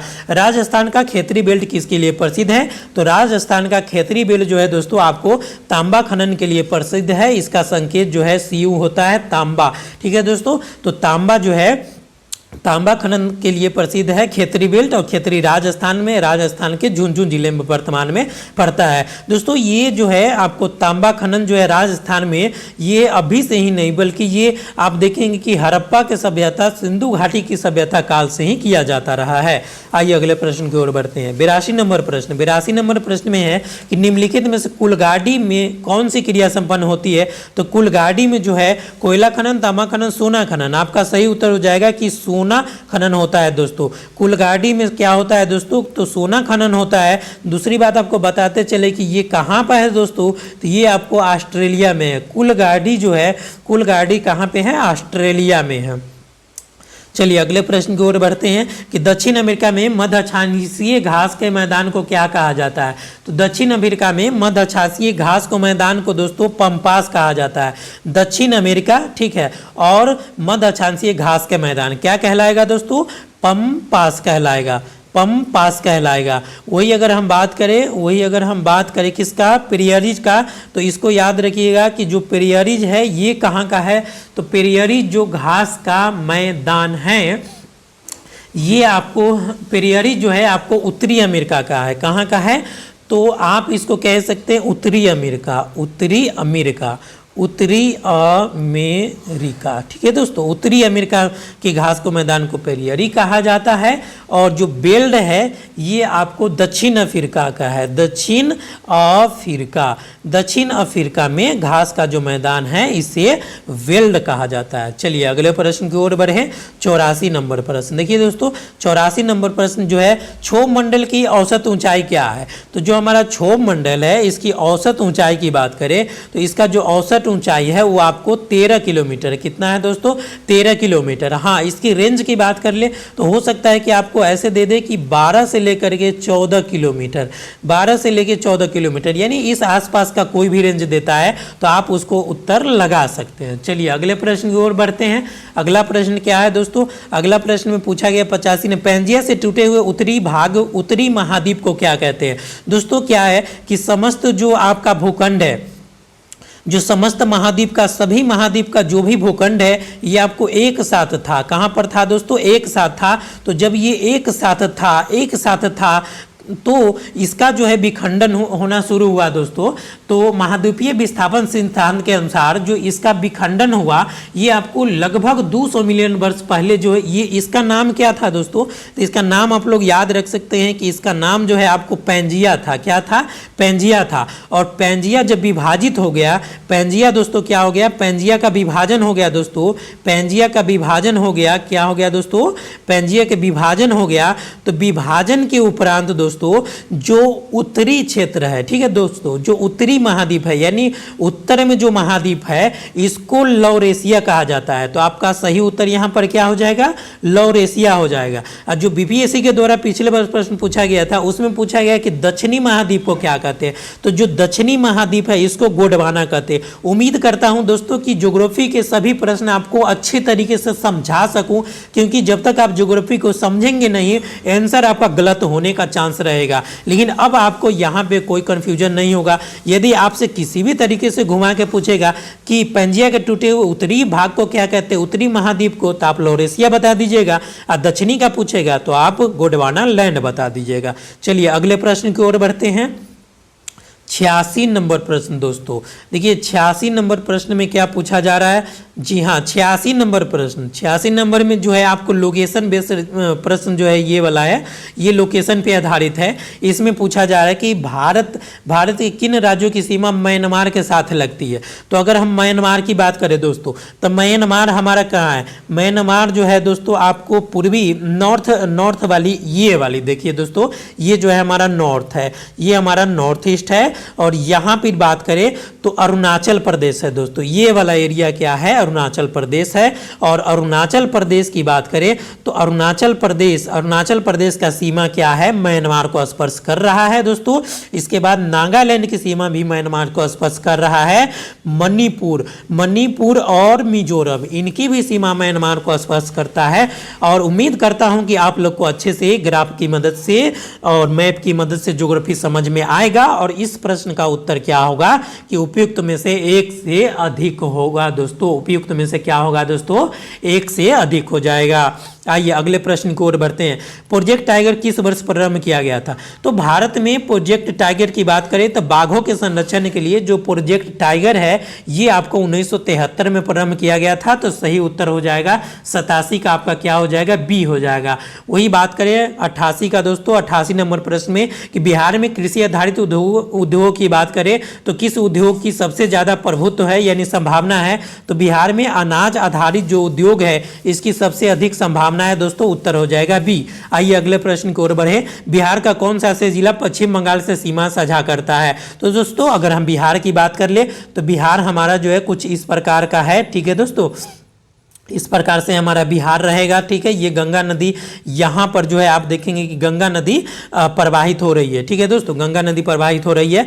और अगर हम जिला की बात कर ले दोस्तों कि पूर्वी बिहार की बात हम लोग कर रहे हैं तो यहाँ पे आप देखेंगे कि किशनगंज जिला है। ठीक है दोस्तों, किशनगंज जिला, पूर्णिया जिला और फिर कटिहार जिला। तो ये जो है ये तीनों के तीनों जिला जो है ये आपको पश्चिम बंगाल से सीमा साझा करता है, बंगाल से, तो पश्चिम बंगाल से सीमा साझा करता होता है दोस्तों। दूसरी बात कि यहाँ पे आपको अगर पूछा जाता है तो एक से अधिक उत्तर हो जाएगा, है ना दोस्तों। यहाँ पर क्या हो जाएगा कि 89 का उत्तर जो है एक से अधिक हो जाएगा। चलिए 90 नंबर प्रश्न की ओर बढ़ते हैं। जो 90 नंबर प्रश्न है कि बिहार के कौन सा जिला में सोना खनन के भंडार पाए गए, यानी सोना के भंडार पाए गए हैं, आपको बताना है दोस्तों। तो आप लोग जो है लगातार जो है पिछले 1 सालों से न्यूज में देखते आ रहे हैं कि जो सोना के भंडार है वो बिहार के जमुई जिला में सोना जो है काफी मात्रा में मिला है। तो सबसे ज्यादा सोना जो है आपको जमुई में हो जाएगा। हालांकि दूसरे भी ऑप्शन हो सकते हैं, लेकिन यहां पर जो ऑप्शन है उसके अनुसार जमुई सही हो जाएगा। चलिए अगले प्रश्न की ओर बढ़ते हैं। 91 नंबर प्रश्न देखिए दोस्तों, ये जीके का कुछ प्रश्न जो है इसमें पूछा जा रहा है कि बिहार के इतिहास में पहली बार राज्य का आर्थिक सर्वे यानी बिहार का आर्थिक सर्वे किसके द्वारा प्रस्तुत किया गया था। तो सुशील कुमार उस समय जो है उप मुख्यमंत्री थे और इनके द्वारा वित्त मंत्री थे, इन्हीं के द्वारा जो है पेश किया गया था। बिहार से लोकसभा के लिए कितने सदस्य चुने जाते हैं दोस्तों। अगर हम बात करें 92 में, तो बिहार के लिए जो लोकसभा के सदस्य चुने जाते हैं ये आपको बिहार के लिए टोटल जो है 40 लोकसभा के सदस्य चुने जाते हैं। वही अगर हम राज्यसभा की बात करें तो राज्यसभा के लिए 16 सदस्य जो है चुने जाते हैं। चलिए अगले प्रश्न की ओर बढ़ के, झारखंड बनाने के लिए बिहार को किस वर्ष विभाजित किया गया था। सो नेक्स्ट क्वेश्चन 93, झारखंड बनाने के लिए बिहार को जो है विभाजित किया गया था और ये आपको वर्ष 2000 में ही विभाजित किया गया था। डेट भी याद रखिएगा कि 15 नवंबर, ठीक है दोस्तों, 15 नवंबर, ठीक है दोस्तों, 15 नवंबर को बिहार से विभाजित करके झारखंड जो है राज्य बना था। तो ये आपका सही उत्तर हो जाएगा। चलिए अगले प्रश्न की ओर बढ़े। जैन धर्म के प्रवर्तक महावीर का मोक्ष स्थान, देखिए महावीर को जो मोक्ष प्राप्त हुआ था ये आपको पावापरी में हुआ था। तो सही उत्तर हो जाएगा दोस्तों 94 का क्या हो जाएगा, सी। चलिए 95 का बढ़े। 95 है कि पटना में 1913 में अनुशीलन समिति की शाखा स्थापित किसने किया था। तो पटना में जो अनुशीलन समिति का जो शाखा है ये आपको सचिंद्र सन्याल के द्वारा किया गया था। सचिंद्र सन्याल के द्वारा पटना में अनुशीलन समिति की एक शाखा स्थापित किया गया था 1913 में। डेट भी याद रखिएगा। चलिए अगले प्रश्न की ओर बढ़े। अगला प्रश्न क्या है दोस्तों, 96 नंबर प्रश्न की ओर बढ़ते हैं। 96 नंबर प्रश्न में ये पूछा हुआ है कि वर्ष 1922-23 में, ठीक है दोस्तों, कि 1922-23 में मुंगेर में किसान सभा गठन किसने किया था। तो मुंगेर में किसान सभा गठन सरकृष्ण सिंह और मोहम्मद जुबैर के द्वारा किया गया था। मुंगेर में 1922-23 याद रखिएगा। डेट भी याद रखिएगा, डेट भी पूछा जा सकता है। और इसके अलावा ये जो है श्री कृष्ण सिंह और मोहम्मद जुबैर, श्री कृष्ण सिंह और मोहम्मद जुबैर दोनों का नाम याद रखिएगा। तो इस प्रकार से कहा जा सकता है कि उपयुक्त में से एक से अधिक सही है, उत्तर डी है, यानी कि 96 का उत्तर डी हो जाएगा। चलिए अगले प्रश्न को ओर बढ़े। उत्तरी गोलार्ध में सबसे छोटा दिन कब होता है। उत्तरी गोलार्ध में सबसे छोटा दिन जो है आपको 22 दिसंबर के होता है। कब होता है दोस्तों, 22 दिसंबर को उत्तरी गोलार्ध में सबसे छोटा दिन होता है। चलिए अगले प्रश्न की ओर बढ़ते। सूर्य ग्रहण तब होता है जब जो है चंद्रमा बीच में हो। दोस्तों देखिए सूर्य ग्रहण की अगर हम बात कर ले 98 सूर्य ग्रहण तब होता है जब चंद्रमा जो है चंद्रमा पृथ्वी का चक्कर लगाते हुए पृथ्वी और सूर्य के बीच में आ जाता है। तो ठीक है दोस्तों, तो यहाँ पर मैं आपको समझाने की कोशिश कर रहा हूँ, ठीक है, कैसे कि देखिए ये रहा, ठीक है दोस्तों, ये रहा पृथ्वी और सूर्य, ठीक है दोस्तों। तो पृथ्वी और सूर्य, ठीक है, ये है हमारा क्या, पृथ्वी। ये देखिए यहाँ पे दोस्तों अगर ये पृथ्वी है, ठीक है दोस्तों, यहाँ पे ये जो है आपको अगर अर्थ है, अर्थ यानी कि पृथ्वी है, और ये आपको सन है दोस्तों, तो यहाँ पे कहीं आ जाएगा मून, यानी बीच में आ जाएगा दोस्तों। कहाँ आ जाएगा, बीच में जो है मून आ जाएगा। तो ऐसी स्थिति में क्या हो जाएगा दोस्तों, सूर्य ग्रहण होगा। सूर्य ग्रहण, तो उम्मीद करता हूँ ये चीज़ें आप लोग हमेशा याद रखेंगे कि सूर्य ग्रहण तब होता है जब पृथ्वी और सूर्य के बीच में चंद्रमा आ जाता है। चलिए अगले प्रश्न की ओर बढ़ते हैं। 99 में क्या पूछा जा रहा है दोस्तों, इसमें पूछा जा रहा है कि वैश्वीकरण के पीछे मुख्य विचार क्या है। वैश्वीकरण के पीछे मुख्य विचार क्या है। तो वैश्वीकरण आपसी समान दृष्टिकोण रखते हुए समस्त अंतर्राष्ट्रीय समुदाय के साथ कार्य करना ही वैश्वीकरण कहलाता है। तो आपका 99 का क्या हो जाएगा, सी उत्तर हो जाएगा। आइए अगले प्रश्न की ओर बढ़ते हैं। 100 नंबर प्रश्न। 100 नंबर प्रश्न में क्या पूछा जा रहा है, इसमें कहा जा रहा है कि वंदे मातरम गीत के रचनाकार कौन थे। तो वंदे मातरम गीत के जो रचनाकार है वो बंकिम चंद्र चटर्जी है। आइए अगले प्रश्न की ओर हम लोग बढ़ते हैं। दोस्तों 100 जो आपका 101 नंबर प्रश्न है, देखिए इसमें क्या पूछा जा रहा है कि भारत में सिलिकॉन घाटी का नाम दिया गया है, यानी भारत में सिलिकॉन घाटी किसे कहा जाता है। तो देखिए आपका सही उत्तर हो जाएगा बंगलोर। बंगलोर को भारत में क्या कहा गया है, सिलिकॉन घाटी कहा गया है, सिलिकॉन घाटी का नाम दिया गया है। चलिए अगले प्रश्न की ओर बढ़ते हैं। 102 प्रथम भारतीय उपग्रह आर्यभट्ट कब प्रक्षेपित किया गया था। तो यहाँ पे दो प्रश्न बन जाते हैं दोस्तों कि भारत का प्रथम उपग्रह का नाम क्या था। तो आर्यभट्ट था। इसका प्रक्षेपण कब किया गया। तो इसका प्रक्षेपण जो है 1975 में किया गया था। डेट के साथ अगर पूछा जाता है दोस्तों तो आप लोग बता सकते हैं कि 19 अप्रैल 1975 को आर्यभट्ट का प्रक्षेपण किया गया था। चलिए अगले प्रश्न की ओर बढ़ते हैं। अगला प्रश्न में क्या है दोस्तों, अगले प्रश्न में ये पूछा जा रहा है कि डुरंड कप किस खेल से संबंधित है। तो डुरंड कप जो है आपका दोस्तों फुटबॉल से संबंधित है। जी हाँ, फुटबॉल से संबंधित है डुरंड कप। 103 104 नंबर प्रश्न में देखिए 104 नंबर में क्या पूछा जा रहा है। 104 नंबर पूछा रहा है, निम्नलिखित में कौन सी पुस्तक बाल गंगाधर तिलक ने लिखी। बाल गंगाधर तिलक ने कौन सी पुस्तक लिखी है। तो जो ऑप्शन है इसमें से गीता रस जो है बाल गंगाधर तिलक द्वारा लिखा गया था। चलिए अगले प्रश्न की ओर बढ़ते हैं। नालंदा महाविहार किसके लिए विख्यात है। तो ये आपको पाली अनुसंधान के लिए विख्यात है। आपका सही उत्तर क्या हो जाएगा, सी हो जाएगा। चलिए अगले प्रश्न की ओर बढ़ते हैं। 106 तो दोस्तों देखिए ये वाले जो है 106 नंबर प्रश्न, ये जो है आपको मैथ का प्रश्न है। तो चूंकि वीडियो काफ़ी लंबा हो रहा है इसलिए हम लोग क्या करेंगे कि अगले जो नेक्स्ट वीडियो होगा, ठीक है, इसमें जो है हम लोग क्या करेंगे कि आपको जो है इसका जो है सॉल्यूशन बता दिया करेंगे। और वही अगर हम बात करें इसके आंसर का, तो देखिए इसमें हम लोग क्या करते हैं ना कि सबका आंसर केवल डिस्कस कर लेते हैं। तो 106 नंबर जो प्रश्न है इसका आंसर है 106 का सी। 106 का आंसर क्या है दोस्तों, 106 का आंसर सी है। और 107 जो है 107 नंबर प्रश्न है, इसका आंसर जो है 107 नंबर प्रश्न का आंसर क्या है दोस्तों, 107 का बी है, यानी कि 18 उत्तर आएगा 107 का। वहीं बात करें 108 का, देखिए 108 में दोस्तों क्या आएगा, 108 में दोस्तों आपको आएगा 22/3 सेकेंड आएगा, यानी कि 108 का उत्तर आपका हो जाएगा सी हो जाएगा दोस्तों। 108 का उत्तर सी हो जाएगा। और 109 की बात कर ले, 109 में कितना उत्तर आएगा दोस्तों, तो 109 में जो है आपका उत्तर आएगा 24 मीटर। 24 मीटर यानी कि उत्तर हो जाएगा 24 मीटर। 110 की बात करें दोस्तों तो 110 जो है 110 नंबर प्रश्न में ये जो है काम से हाँ ये वर्क एंड टाइम ये वाला जो है इसकी अगर हम बात कर लिए 110 का, तो 110 का जो है आपका सही उत्तर आ जाएगा 11 दिन, बी यानी कि 11 दिन आ जाएगा। और 111 नंबर प्रश्न 111 जो है दोस्तों 111 का उत्तर है दोस्तों आपका क्या है, तो 111 का उत्तर जो है आपका आ जाएगा ए आ जाएगा। ठीक है दोस्तों, 111 का उत्तर ए आ जाएगा। और 112 का उत्तर क्या होगा, तो 112 का जो आपका उत्तर है ये रीजनिंग का सवाल है।